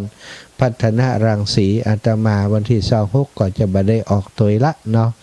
อันนี้ก็แบ่งให้ครูบาอาจารย์เปิ่นไปศรัทธาตามความเหมาะสมตามที่คิดว่ามันจะเกิดประโยชน์กับศรัทธาอาตมาภาพก็บ่ได้เป็นคนที่เก่งเก่งจาอ่านหนังนักหนาเป็นคนที่คำฮู้ก็ถ้าจะว่าไปแล้วก็มันบ่ได้เก่งเหมือนกับครูบาอาจารย์เปิ้นนะศรัทธาพอจะพอจะอย่างใดบ่ได้เนาะขอบคุณกับศรัทธาญาติโยมอีป่อยอีแม่ทั้งหลายเนอะติดตามรับฟังแล้วก็เป็นกำลังใจรายการธรรมะยามดึกนะของครูบาอาจารย์ขึ้นสีขาวของเฮามาโดยตลอดตักตายไปยังพี่น้องจังหวัดด้านวันก่อนก็ไปร่วมกับวิทยาลัยสงฆ์นครลำปางสถานีวิทยุ 106.50 เมกะเฮิรตซ์นำความช่วยเหลือไปท่านอาจารย์พระมหานพดลสุวรรณเมธีผอ.วิทยาลัยสงฆ์นครลำปางพร้อมกับรองบริหารเนาะรองบริหารรองวิชาการท่านอาจารย์พระมหาท่านอาจารย์รองบริหารกับรองวิชาการก็ปากันไปด้วยกันพร้อมกับคณาจารย์อีกหลายท่านหลายคนนำความช่วยเหลือซึ่งเป็นข้าวสารอาหารแห้งน้ำดื่มต่างๆเนาะเครื่องใจไม้สอยเนาะไปช่วยเหลือพี่น้องผู้ประสบภัยซึ่งก็ตอนนี้ก็อยู่ในช่วงที่เก็บกวาดสถานทำความสะอาดห้างร้านอย่างต่างๆเนาะโรงพยาบาลสถานที่บริการต่างๆวัดวาอาราม ร้านค้าต่างๆได้รับความเสียหายกันนักหนาโดยเฉพาะบ้านช่องห้องหอของศรัทธาญาติโยมบางคนบางท่านอยู่บ่ได้แล้วเนาะเพราะว่ามันพังมันเสียหายไปนักบ่สามารถจะซ่อมแซมได้หลวงท่านเจ้าคุณผอ.วิทยาลัยสงฆ์น่านก็เล่าให้ฟังว่าช่วงนี้สถานการณ์ที่นักหนาก็เป็นเรื่องของสภาพจิตใจของพี่น้องผู้ที่ได้รับความเสียหายจากภัยพิบัติน้ำท่วมในครั้งนี้ซึ่งเป็นในรอบ100 ปีสถานที่น้ำบ่เคยสูงถึงขนาดนี้อันนี้รอบ100 ปีเลยเนาะคนที่บ่เคยท่วมก็โดนนะอย่างโยมแม่สองเวียนท่าลือบ้านนาผาใหม่โยมแม่บ้านก็อยู่สูงตั้งแต่น้อยถึงใหญ่อายุพอ80แล้วบ่เคยบ่เคยมีน้ำท่วมมาถึงบ้านอีแม่เที่ยวนี้บ่มีท่านอาจารย์สลีที่นอนผ้าผ่อนทุกอย่างเนาะห้องครัวท่วมหมดสถานไหลล่องไปหมดนะก็ได้ทราบจากโยมแม่เมื่อวันที่เดินทางไปเมืองน่านนะเนาะไปเมืองน่านวันที่3โยมแม่ก็เล่าให้ฟังบ่ได้พบพากันอีแม่ไปซื้อเครื่องนอนอยู่ไปซื้อเตียงซื้อฟูกซื้อหมอนอะไรอย่างต่างๆใหม่เนาะเอามาใช้นี่ก็ถือว่าเป็นความเดือดร้อนของพี่น้องเจ้าบ้านต่างเมืองน่านของเฮาที่ประสบอุทกภัยครั้งนี้ตอนนี้ก็คงจะช่วยกันเยียวยาเรื่องสภาพจิตใจเนาะช่วยกันดูแลคนบ่เจอด้วยตัวเองก็คงบ่ฮู้หรอกว่ามันนักหนาขนาดไหนเนาะจากเคยได้อยู่ได้กินข้าวน้ำอะไรอย่างศรัทธาเสียหายหมดนะ ตอนนี้ก็ต้องรอความช่วยเหลือจากภายนอกคนที่มีลูกมีหลานก็ยังแคว้นคนที่บ่มีไผเลยแต่อยู่แต่ตายายเฒ่าแก่ก็เจอปัญหานักศรัทธาก็ไปหันสภาพแล้วบ่ฮู้จะบอกอย่างใดศรัทธาไปดูความเสียหายไหลนาป่าตั้งเพิ่นก็ทางทำนากันบางที่บางแห่งขึ้นมาประมาณศอกเนี่ยศรัทธาน้ำท่วมมิดตายตึงตายแห้งอยู่ที่นาศรัทธามีต้นไม้อย่างต่างๆกอไผ่กอไม้ที่มันถูกน้ำพัดมาค่อนเป็นตีไปหันแล้วก็กัดอกเนอะศรัทธาไปหันแล้วมันบ่ฮู้จะบอกอย่างไรเนาะเฮาทำงานอยู่ด้านนี้หันคนเดือดร้อนมันเกิดความรู้สึกที่ก็ใจหายด้วยเพิ่นศรัทธาเฮ้ยแต่ว่าเฮาก็ประเมินกำลังตัวเองเฮาช่วยได้ต่อได้ก็คงจะต้องช่วยกันไปตามนั้นแบกนักเกินไปเฮาก็คงบ่ไหวและยิ่งสภาพเศรษฐกิจช่วงนี้อาตมาเพราะบักกล้าประชาสัมพันธ์อย่างนักในเรื่องของการช่วยเหลือน้ำท่วมเนาะวันนั้นก็ตัดสินใจประมาณ 4-5 วันนำความช่วยเหลือจากศรัทธาพี่น้องที่แฟนรายการที่ลำปางไปช่วยที่เมืองน่านศรัทธาเนื่องจากว่าช่วงนี้เศรษฐกิจไปหันพี่น้องชาวบ้านบะม่วงก็บ่ขายบ่ได้นะบะม่วงก็ขาดทุนยับเยิน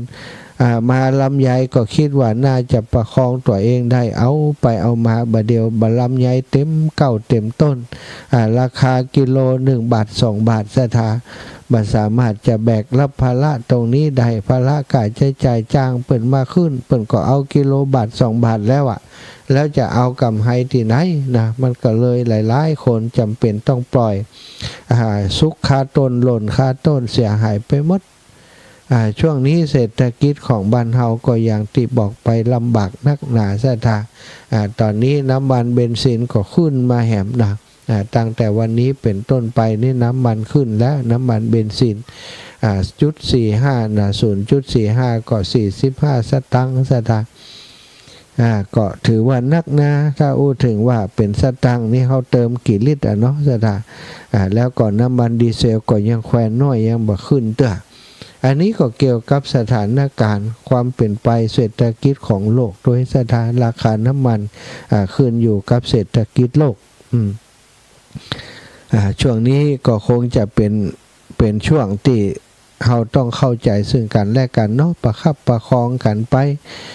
อันการกินการทานการทำบุญสุนทรทานเขาจะยุดจะยั้งไป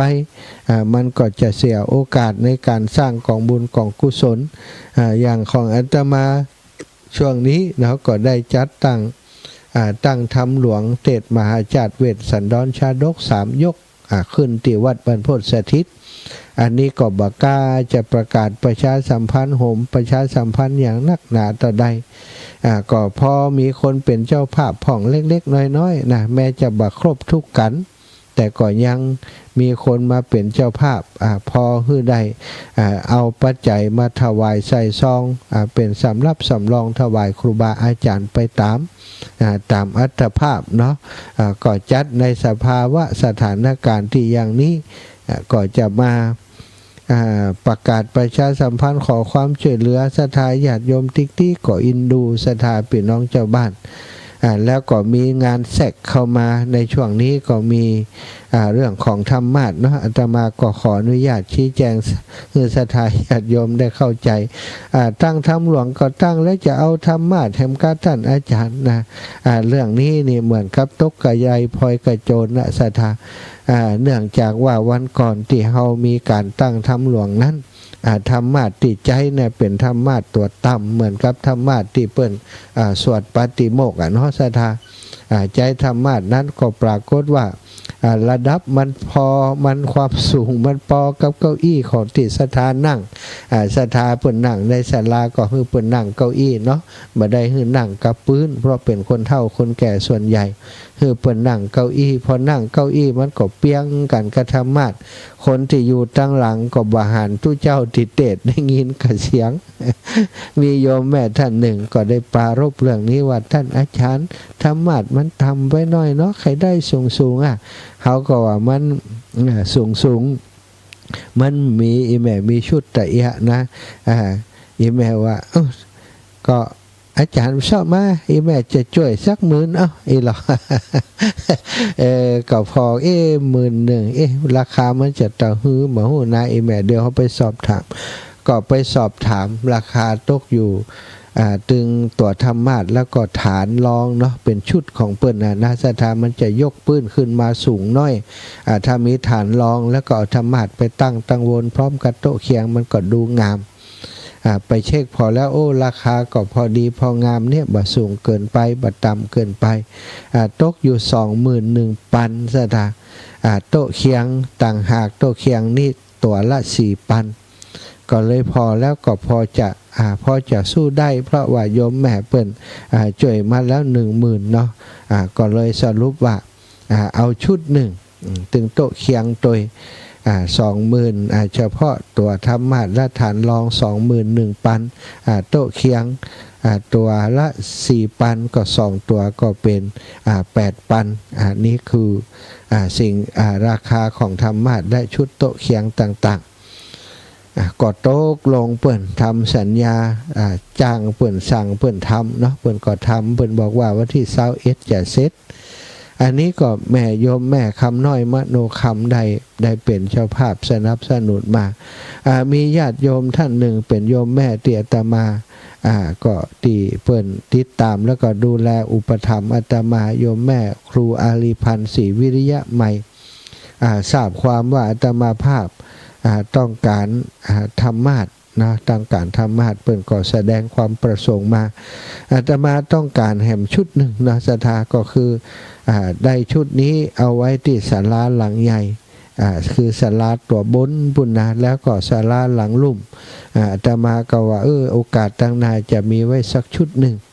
ตอนนี้ก็ขอให้ได้ตั้งบนก่อนพอดีโยมแม่เปิ้นแสดงความประสงค์เปิ้นถามมาว่ามันตกราคาต่อใดก็บอกเปิ้นว่า 21,000 โยมแม่อันอีแม่จะเป็นเจ้าภาพให้ทุลูกเนอะเอามาไว้ที่ศาลาทำกุฏิธรรมวิพัฒน์อนุสรณ์ติตุลูกปฏิบัติธรรมอยู่ก็ตกลงว่าได้ของโยมแม่อีกชุดหนึ่งอันนี้ได้โดยเจตนาบุญเหมือนกันศรัทธาก็เลยมีช่องฮือศรัทธาญาติโยมได้หอมหายหอมเนาะเปิ่นพอศรัทธาเปิ่นทราบว่าอาตมาจัดซื้อหรือว่าจัดสร้างธรรมาสถวายไว้วัดบรรพตสถิตร่วมกับศรัทธาญาติโยมแฟนรายการแม่คำน้อยคำอินบุตรแล้วก็แม่ครูอาริพันธ์ศรีวิริยะใหม่เปิ่นก็เลยปากันหายหอมมาอันนี้ก็เป็นที่มาที่ไปเนาะต่างพี่น้องต่างเมืองฝางนำโดยแม่จงดีเชื่อกันทาก็ร่วมบุญมาโดยแม่จงดีนี้เปิ้นแจ้งมาเมื่อ2 วันก่อนและอีแม่ก็บอกว่าเดี๋ยววันที่22เพิ่นตุลูกอีแม่จะโอนไปเพื่อมีคนเปิ้นจะให้หอมเพิ่มเติมมาเนาะของแม่จงดีเชื่อกันทาที่เปิ้นหอมมาก็ปหมออินทรแม่จงดีเชื่อกันทา500 บาทแม่มีชัยพินโยภาสพร้อมครอบครัว100 บาทแม่อามกรดคำพร้อมครอบครัว50 บาทแม่แดงปัญญาพร้อมครอบครัว50 บาทแม่หน่อยวัชรีเชี่ยวนพรัตน์พร้อมครอบครัว100 บาทแม่ศรีนวลสิทธิวังพร้อมครอบครัว100 บาทแม่จันทร์ศรีสุขาพร้อมครอบครัว500 บาทแม่บัวพัฒน์กุลัน200 บาทแม่จวน50 บาทแม่อ่อง50 บาทแม่จ้อยนะ30 บาทแล้วก็แม่โป่งบุญอุด500 บาทแม่อัมพันธ์อินทวงศ์50 บาทแม่ศรีวันนวลคำ100 บาทแม่อุ้ยอุ่นแม่ละไมวงเมธา200 บาทนะก็ต้องขออนุโมทนาบุญกับสายงานของโยมแม่จงดีตอนนี้กับสายงานของโยมแม่ได้ 2,680 เนาะก็ห้อมกันมาคนเล็กคนน้อยศรัทธาญาติโยมได้ต่อได้ก็ต่ออันเนาะส่วนที่มันต่างส่วนที่มันบอกกุ้มบอกปออาตมาในฐานะที่เป็นผู้ที่ได้กึศลำตามสร้างในข่าวครั้งนี้นะก็จะ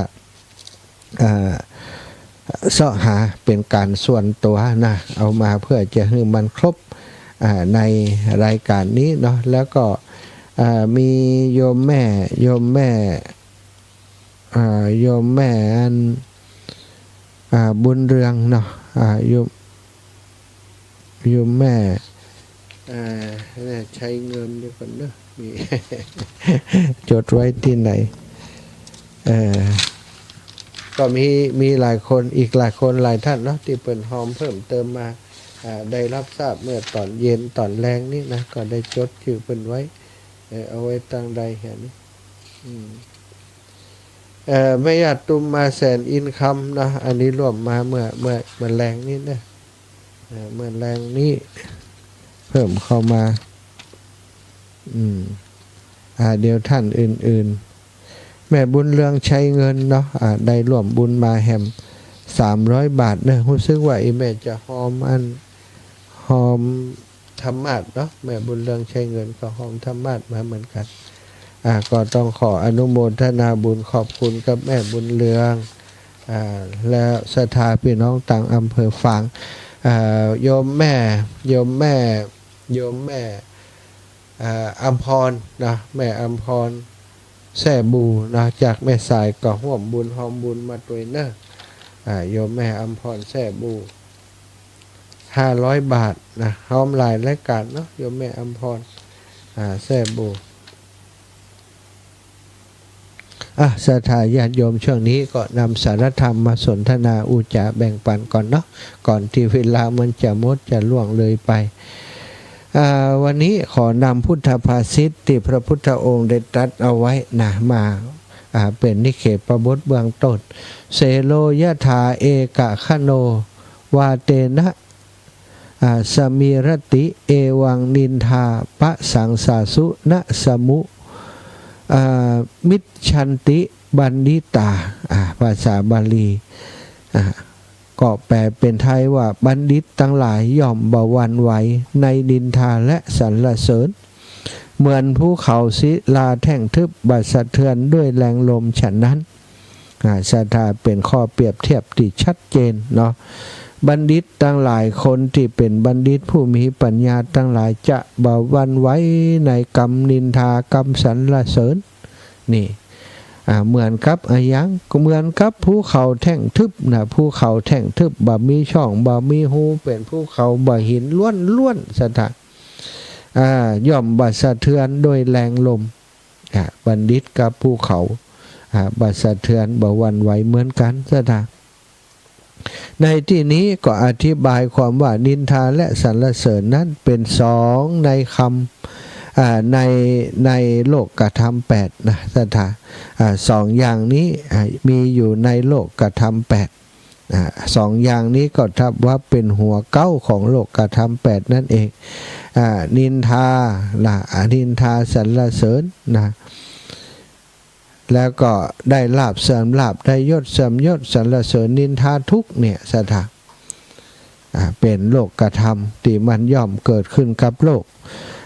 บอกว่าจะยุคใดสมัยใดสิ่งเหล่านี้จะมีอยู่คู่กับโลกเฮาตลอดในข้อนี้พระอัฏฐกถาจารย์กล่าวว่าจริงอยู่ในที่นี้พระผู้มีพระภาคเจ้าทรงแสดงโลกกธรรมไว้2อย่างแต่เพิ่งทราบทรงหมายเอาโลกกธรรมทั้ง8โลกธรรมทั้ง8นั้นก็คือมีลาภได้ลาภมีลาภก็เสื่อมลาภมียศก็เสื่อมยศมีนินทาก็มีสรรเสริญมีสุขก็มีทุกข์สถานเป็นของคู่กันนั่นเนี่ยเป็นโลกธรรมทั้ง8เมื่อใดบุคคลได้ลาภยศสรรเสริญและสุขเมื่อนั้นระลึกไว้ตัวกึดไว้เหมือนกันกึดไว้เสมอเตอะว่าเมื่อเขาได้ลาภก็ต้องมีวันเสื่อมลาภเสื่อมยศแล้วก็มีวันใดที่มีความสุขก็วันหนึ่งก็คิดว่าวันหนึ่งเขาก็จะต้องเจอความทุกข์บัดทางใดก็ทางหนึ่งตามมาในทางตรงกันข้ามก็เช่นเดียวกันสถานชีวิตก็เหมือนเปิ่นบอกว่าชีวิตของคนเฮานี่เหมือนคลื่นในมหาสมุทรมีขึ้นมีลงขึ้นลงอยู่อย่างนี้ตลอดไป บางทีมองเผิวเผินอาจจะบ่หันแต่หากมองอย่างลึกซึ้งก็จะหันและหันได้ทุกวันสถาในทะเลก็ดีในแม่น้ำลำคลองของเฮานะถ้ากว้างๆในอ่างเก็บน้ำในหนองใหญ่ๆในบึงใหญ่ๆสถาจะมี คลื่นมีการกระเพื่อมของน้ำเล็กน้อยหรือว่าใหญ่ก็ตามเหตุตามปัจจัยของลมที่มาพัดในผิวน้ำต่างๆสิ่งต่างๆเหล่านี้ก็ย่อมเกิดได้ทุกวันเกิดขึ้นทุกวันเช่นเดียวกันกับการนินทากรรมนินทากรรมสรรเสริญนั้น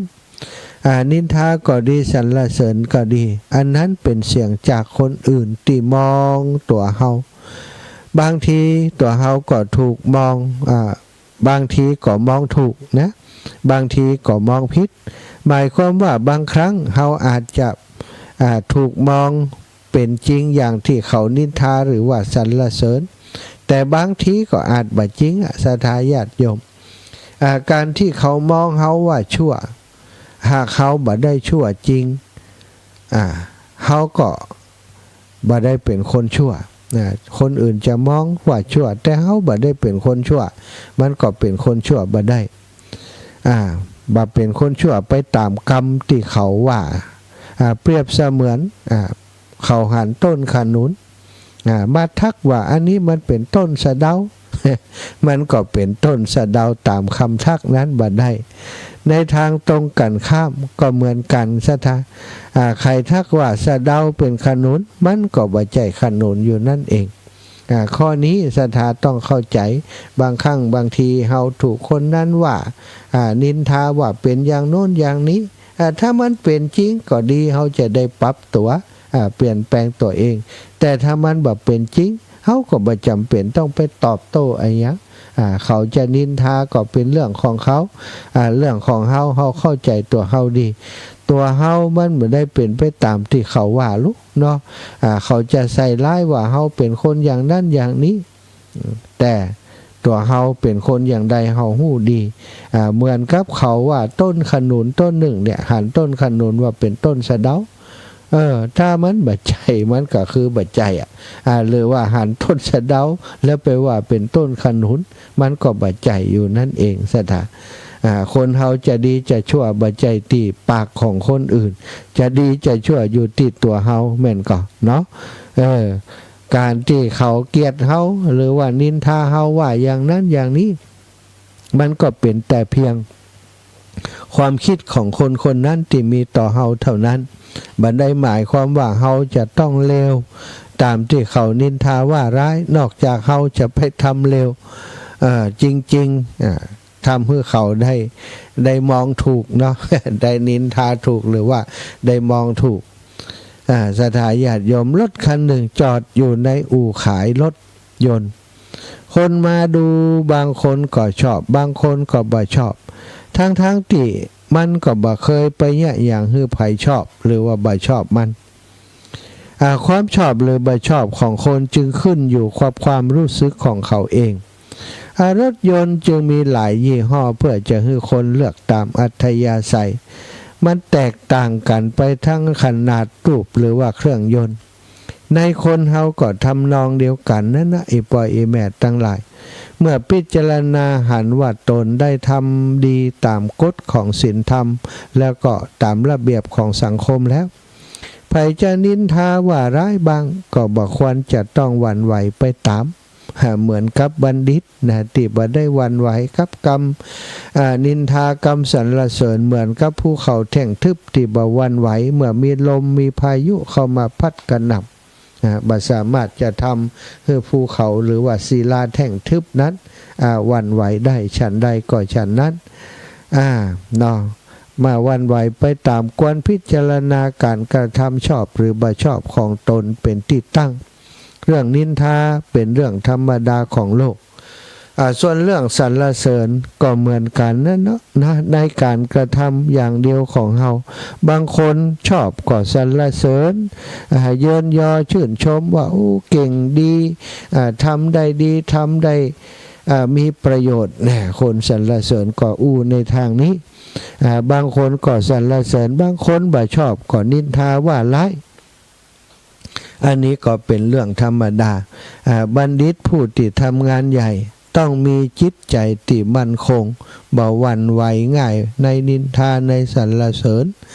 ในสุขและก็ในทุกข์บางคนได้รับการสรรเสริญมากเข้าก็มักจะหลงตัวและศรัทธาเปิ่นสรรเสริญว่าเป็นคนเก่งคนดีบ่มีไผเต้าบ่มีไผเปียงกลายเป็นว่าหลงตัวเองแล้วก็ยกตนข่มผู้อื่นหันผู้อื่นเลวกว่าตนหันผู้อื่นแย่กว่าตนหันผู้อื่นโชคร้ายกว่าตนเพราะเขาคนเดียวมองหันผู้อื่นทั้งหลายเป็นคนเดียวเป็นคนเลวไปด้วยปฏิกิริยาก็จะกลับมาว่าคนทั้งหลายอื่นจะมองเขาเป็นคนเลวเลวตรงไหนเลวตรงมองหันคนอื่นเป็นคนเลวนั่นเองสถาน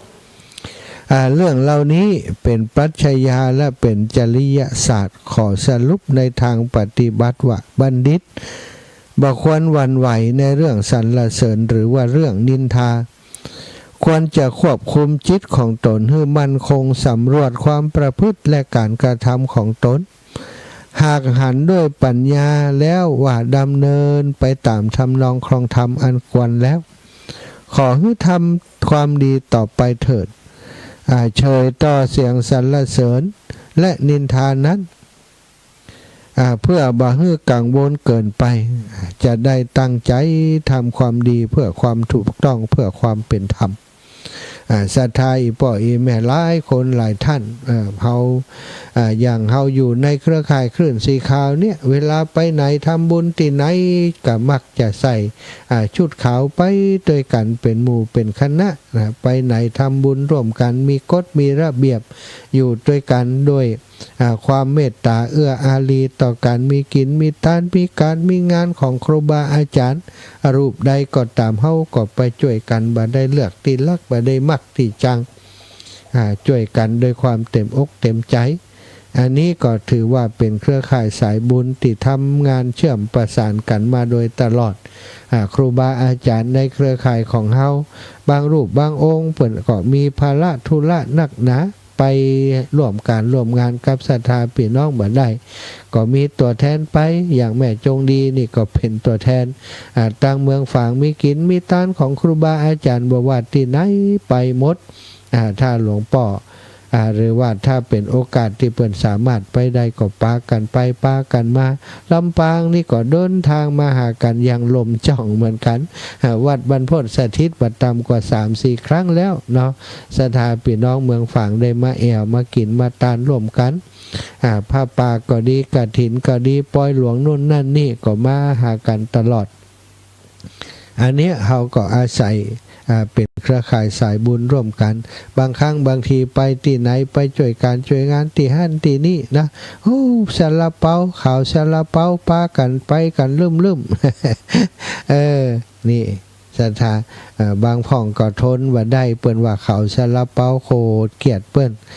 มันนินทาเนี่ยว่าผลบัตรทำคุณงามความดีวัดบ่เข้ากำแล้ววัดบ่เข้าครูเจ้าบ่ไว้วัดครูเจ้าหันหน้าไปทางใดนี่ป้อมหูนะมาว่าเฮาถ้าเฮาไปโขดไปโต้ตอบอย่างแสดงว่าเฮานี่เป็นอย่างใดศรัทธาบ่มีความมั่นคงในอารมณ์บ่มีความเข้มแข็งในจิตในใจบ่เป็นศิลาแท่งทึบอย่างที่พระพุทธองค์ทรงตรัสไว้ในเรื่องของบัณฑิตทั้งหลายนะศรัทธาควรจะทำตัวอย่างใดนะเวลาถูกนินทาสรรเสริญก็คือทำตัวเหมือนบัณฑิตทั้งหลายที่บ่หวั่นไหวในนินทาและสรรเสริญเหมือนภูเขาศิลาแท่งทึบบัดสะเทือนด้วยแรงลมฉะนั้นเสโลยะธาเอกคโนวาเตนะสมิรติเอวังนินทาปสังสาสุนะสัมมิชชันติบัณฑิตานะศรัทธานี่ก็เป็นนี่เขประโยคประบทติโนยกขึ้นมาอุจากับศรัทธาญาติโยมวันนี้เนาะก็ ช่วงนี้เป็นหน้าฟ้าหน้าฝนเนอศรัทธาญาติโยมก็ต้องระมัดระวังเตรียมตัวรู้ตัวทั่วพร้อมเตรียมตัวกันไว้อยู่ตลอดเวลาเนาะเปิ่นบอกว่าฝนฟ้าจะมาช่วงนั้นช่วงนี้นักหนาถ้าได้รับการพยากรณ์อากาศจากกรมอุตุวิทยานิยมวิทยาเปิ่นแจ้งมาฮือตาเตรียมอย่างก็ตาเตรียมเปิ่นบอกคนของขึ้นที่สูงก็ควรจะทำตามเนาะบางคนประสบการณ์ที่เมืองน่านนี่เปิ่นว่าโอ้มีปัญหายังมันบ่เคยขึ้นถึงนี่เปิ่นบอกคือเอารถไปจอดที่ห้างที่ลานจอดแห่งหนึ่งเนาะเอารถไปจอดกันเต็มนั่นสถานเต็มลานเอาไปเอามาปัดโท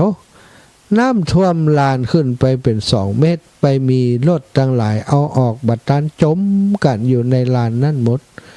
เนี่ยศรัทธาญาติโยมบางเทื่อบางทีนี่เนาะเฮา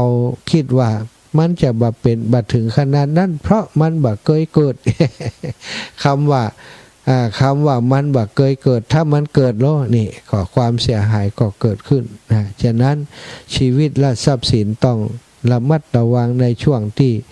เกิดภัยพิบัติอุทกภัยในช่วงหน้าฝนนี่เนาะฝากไปถึงศรัทธาญาติโยมทุกคนทุกท่านแล้วก็ขอเป็นอีกหนึ่งกำลังใจให้ศรัทธาพี่น้องต่างเมืองน่านให้สู้ต่อสู้กันต่อไปเนอะเหตุการณ์ที่เกิดขึ้นเนาะพี่น้องต่างจังหวัดก็พยายามลงไปช่วยโดยเฉพาะพระสงฆ์องค์สังฆเจ้าแต่ละแห่งปาศรัทธาญาติโยมลงพื้นที่ไปช่วยเหลือพี่น้องผู้ประสบภัยบางรูปบางองค์ถึงกับเอาโรงทานไปตั้งไปประกอบอาหารดูแลช่วยเหลือพี่น้องชาวบ้านแต่เหล่านี้บ่เป็นข่าวเนอะศรัทธาถ้าข่าวบ่ดีนี่หนักหนาเนาะเรื่องของทุเจ้าทุนายแต่ว่าข่าวดีๆติดลงไปช่วยคนนี่มีภัยหันนะศรัทธาเป็นเรื่องปกติเนาะบ่ว่าภัยเปิดก็สนใจแต่เรื่องที่บ่ดีของคนอื่นเรื่องดีๆของคนอื่นเรื่องที่ควรจะน่าจะสรรเสริญเยินยอนี่เปิดบ่ค่อยอู้ถึงกันก็เป็นสิ่งที่สังคมไทยเฮาเป็นกันอย่างนี้ตลอดมาและศรัทธาญาติโยมอู้จากันมาถึงตรงนี้นะก็ต้องขอบคุณทุกคนทุกท่านติดตามรับฟังรายการเนอะทุกวันอังคารอาตมาก็จะป้าครูบาอาจารย์ที่เปิ้นมีความรู้ในการเทศต่างๆเนาะบอกว่าจะเทศพื้นเมืองกาเป็นกำข้าวกำเครือกานะหรือว่าในรูปแบบปาฐกถาอย่างอื่นนะที่มีความรู้แต่รู้จริงนะมาพบปะกับศรัทธาญาติโยมตามที่ได้ติดต่อไว้เนาะเจริญปอนแม่ย่าแม่ล่าอ่อนขวางเป้าลูกโตอันห้ามให้แม่ตัวเด้อธรรมะกะจ้าได้กะธรรมะ200นึงเลยลูกเด้อ200เนาะแม่ล่าอ่อนอุ่นใจอีน้องกลับไปถึงญี่ปุ่นแล้วเนาะจ้าก ลับไปถึงโยโกฮาม่าแล้วจ้าสัตว์ตุนนะแม่เนอะฟังกว่าจะหมดเวลากว่าจะหมดเวลาแม่ตัวแล้วแม่อย่าโอนไปแม่จะสอนเด้อแม่ล่าอ่อนอุ่นใจพี่ทั้งน้องทั้งลูกทั้งแม่แม่นอนแม่ก็จะได้เจ้าสัตว์ตุนนะแม่นะรักษาสุขภาพแล้วลูกเด้อสัตว์ตุแม่ละอ่อนอุ่นใจอยู่จอมตองนะวันนั้นก็ไปปะกันนะไปปะกันไปแอวหาพี่น้องจอมตองนะพี่น้องจอมตองแม่ละอ่อนแม่แก้วกันทะวังโยมป่อตัวเนาะวันนั้นเปิดก็ฝากให้ฝากหอมมาหลายอย่างอยู่เจริญปอนพี่น้องตังสะเมืองโยมแม่วิอินปิดวิทยุอย่างใดนี่ฮะไม่จ้าอารมณ์ดีละของปิดวิทยุไม่อยากทำบุญสักหน่อยนะสักหน่อยก็ได้สักนักก็ได้สักหน่อยเอาได้กันซื้อธรรมะละ200 บาท ได้กะ ก็โอนตังเข้าบัญชีให้ท่านเนอะ เจ้าได้โยมแม่ จ้าจ้า ไม่โอ้ย สามารถเจ้า จ้าไม่โอนโทษไม่โอนตังเข้าบัญชีแล้วจะบอกเธอเนอะ เจ้าโยมแม่ จ้า สาธุแม่อุ้ยอินชัยอุดจากสะเบอเจริญปอนโยมแม่นวล จ้าไว้ โยม จ้า แม่นวล จ้า วัดคำปันบ้านกำแพงหินเจริญปอนสาธุ เปิดวิทยุลานี่ลงไปฟังธรรมที่มา อืม ยังมีเสียงนี่แอบอยู่ อ๋อมันมีวันจบจ้ะเจ้า อ๋อเจ้าแม่ เจ้าเนี่ยข่าวไล่ลงทีข่าวดีเสียงสตางค์นะเขาเลยบ่ลงนะ เจ้าธรรมดาโอ้ทุเจ้าตั้งเชียงใหม่โอ้เอาลงตาลไปกันนักหนานะแต่มีไผลงอ่ะผมพูดเรื่องมีข่าว ข่าวไล่ลงทีข่าวดีเสียงสตางค์นะเขาเลยบ่เอาลงน่ะ ใช่เปิดไปช่วยเนี่ยมีไผหันเนาะ น้องใส่ตึ้งหันเนาะ ปิด ทำดี ท้อง นี่ หลั ให้ งพระปิดท้องหลังพระไปเถอะเนาะทำดีมันตึงได้ดีตอนที่เขาทำแล้ว จังว่าเขาทำดีอย่างเนาะ ใช่ แม่ตึ้งว่าเหรอแม่ทำดีเขาว่าบ่ดีปล่อยเขาว่าไปเถอะ เราพี่น้องกันครูบาอาจารย์ตั้งเชียงใหม่นี่ทุกอำเภอลงไปลำปางเชียงใหม่พะเยาแปดน่านนี่มหันภาพลง เขาเอาลง แม่ว่าหนักเลยนะบ่ได้ยินเลย มีลงแต่ข่าวยังหมู่เพิ่น ได้ยินกับทุกเจ้ามันออกรายการได้ยินกับ จะ เจ้า สาธุนะแม่เด้อ ให้เป็นกำลังใจให้เลิศลูกเลิศ กราบบุญฮักษาเจริญปอนแม่สุกแก้วสอนศรีนุสรศิลาพรศรีเตี้ย เจ้ากลับไหว้สาเด้อท่านพระแม่เจ้า ฟังอยู่นะเจ้า จะร่วมทำมาศจะร่วมทำบุญทำมาศตัว100 บาทเด้อ ได้เลย ชติได้หอมเป็นปานนะได้หอมเป็นร้อยไปอีก เจ้ากลับไหว้สาเด้อ จ้าคนหน่อยมันก็ถึงเป็นร้อยเป็นพัน เจ้า สาธุเจ้าขบุญรักษาแม่บุญไลพี่น้องเมืองเป้าเจริญปอน เจ้ากับว่าถ้าเจ้าทุลูกว่านั่นโคสุมาเนอะลูกหลานโดนคนยึดนั่นบัญชีแม่คณะ โอ้โด โอ้ใจพอดีได้ไปห้องยา2 วันก่อนลูกอะเมาหัวเจ็บหัว มันมีคนโอนสตางค์เข้าบัญชีมันว่ะแล้วก็ที่นี่เสียเปิ่นมันก็ดึงออกไปละแล้วก็เสียเปิ่นอายัดบัญชีมันแล้วก็อันเลยบ่ได้อันนี้แม่ โอ้ แล้วก็เดี๋ยวนี่ได้อะเดี๋ยวแม่จะโอนไปเข้าบัญชีให้ลูกทำไมเนอะ เจ้าได้ก่โยมแม่ได้สาธุเจ้าก็คือลูกแบบบาปเนอะ เจ้าอีแม่ดีขึ้นช่วงนี้แขนยังก็ดีขึ้นละ เจ้า วันนั้นแม่ว่าหลวงปู่คนแล้วเนี่ยจ้ะหลวงปู่อันลูกมาอันลูกอาจารย์มาสมชาติว่าเป็นความดันโอ้อันนั้นมันดันผู้หลังกินดันไปเลยหลวงปู่ละสัตว์ตุเจ้าแม่ เจ้าแม่เจ้าบุญรักษาเน้อขอบคุณเจ้าพี่น้องตั้งเมืองฝั่งนี้รายการถ้าหมุนไปเตียนใช้ประกันก็ได้ยินอยู่เนาะ แม่บุญเรืองใช้เงินนะหอมมา300 บาทหอมธรรมะพี่น้องนาเหลียงแม่เลี้ยงใหญ่นาเหลียงอันนี้ปลอดภัยก้านี่บ้านห้วยม่วงนี่ เจ้าปลอดภัยน่ะบ้านน่าเหลียงตั้งแต่ท่วมหมดแถววัดแค่ไหน โอ้โหอินดูเนาะเปิ่นหิมน้ำจ้ะนาเหลียง เจ้าเป็นมาเนี่ย เราตั้งงานเวียงสาก่อนนักนะเนาะเวียงสาอำเภอปัวอำเภอป่าวังผาน่ะ ท่วมหมดปีขนาดนักเนี่ยเขาว่า ใจขนาดนักในรอบ100 ปีโอ้ น่าอีกแค่จ้ะตัวเนาะเป็นกำลังใจให้เม็ดพี่น้องเมืองน่านทุกคนเด้อ เจ้า สู้รวมกันไปเนาะภัยธรรมชาติบ่มีภัยอยากให้เกิดขึ้นเจริญพรแม่สาย เจ้าสาธุเจ้า นึกออกก็นึกวัดวันพุธออกอยู่เนาะฮะได้มาหาแล้วจัดรายการอยู่ในห้องน่ะตีแม่มาตั้งหน้าห้องวันนั้นน่ะเนาะขอบคุณเด้อที่ปากันมาแอวหาดีใจปะทุกเดี๋ยวอยู่ไหนไอ้เสียงจากฟังเสียงตัวลูกมันอกมันใจอยู่เมืองลี่กะก็ว่าอยู่ลำพูนอยู่เมืองลี่นั่นแหละอยู่เมืองลี่เนี่ยออกไปแล้วนึกว่าอยู่ลำพูนเจ้าออกไปแล้วเจ้าสาธุบุญรักษาแม่เน้อ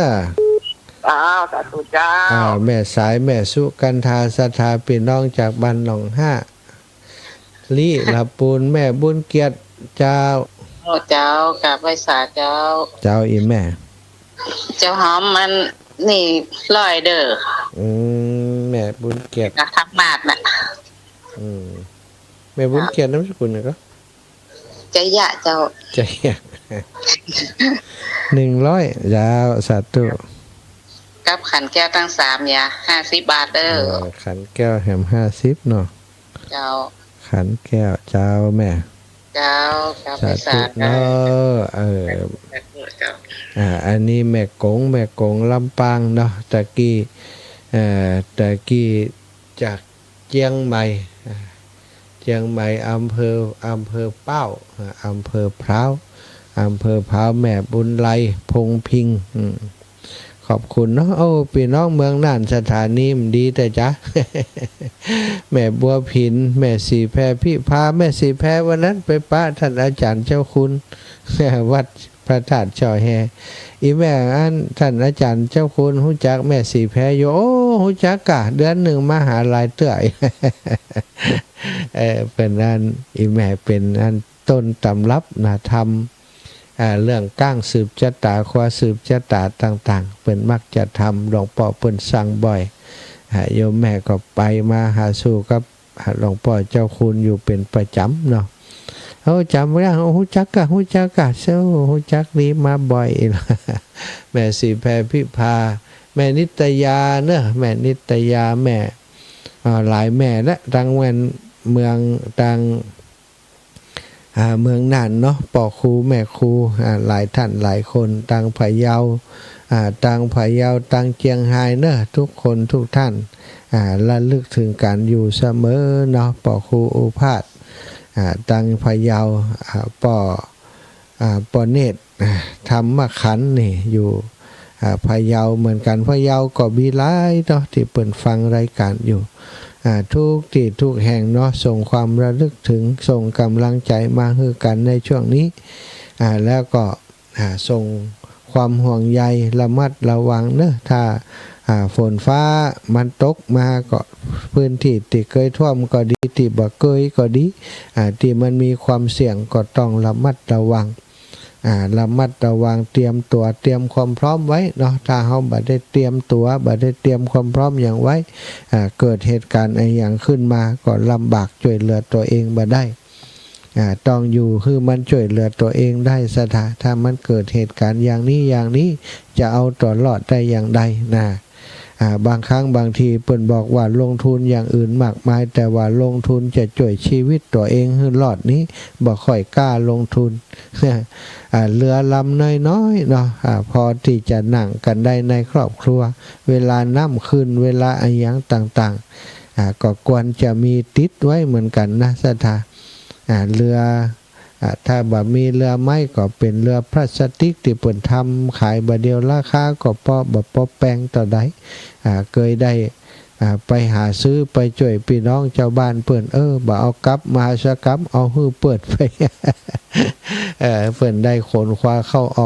อกนะเวลาเปิ้นมาบริจาคของถ้าบ่มีเรือก็บ่ฮู้จะเอาใส่หยังเข้าออกเดินทางไปมาแบกเตียวน้ำไปก็กลัวมันเปียกอีกเนาะก็ดูแลกันเนอะช่วงนี้ก็เป็นกำลังใจให้ทุกคนทุกท่านพี่น้องที่อยู่เมืองน่านพี่น้องที่อยู่ต่างเมืองแป่นะแต่ทุกที่ทุกแห่ง ที่เจอภัยพิบัติน้ำท่วมเนอะอีปอนี่ก็บ่เป็นหยังเนาะบ้านแหด ครับผม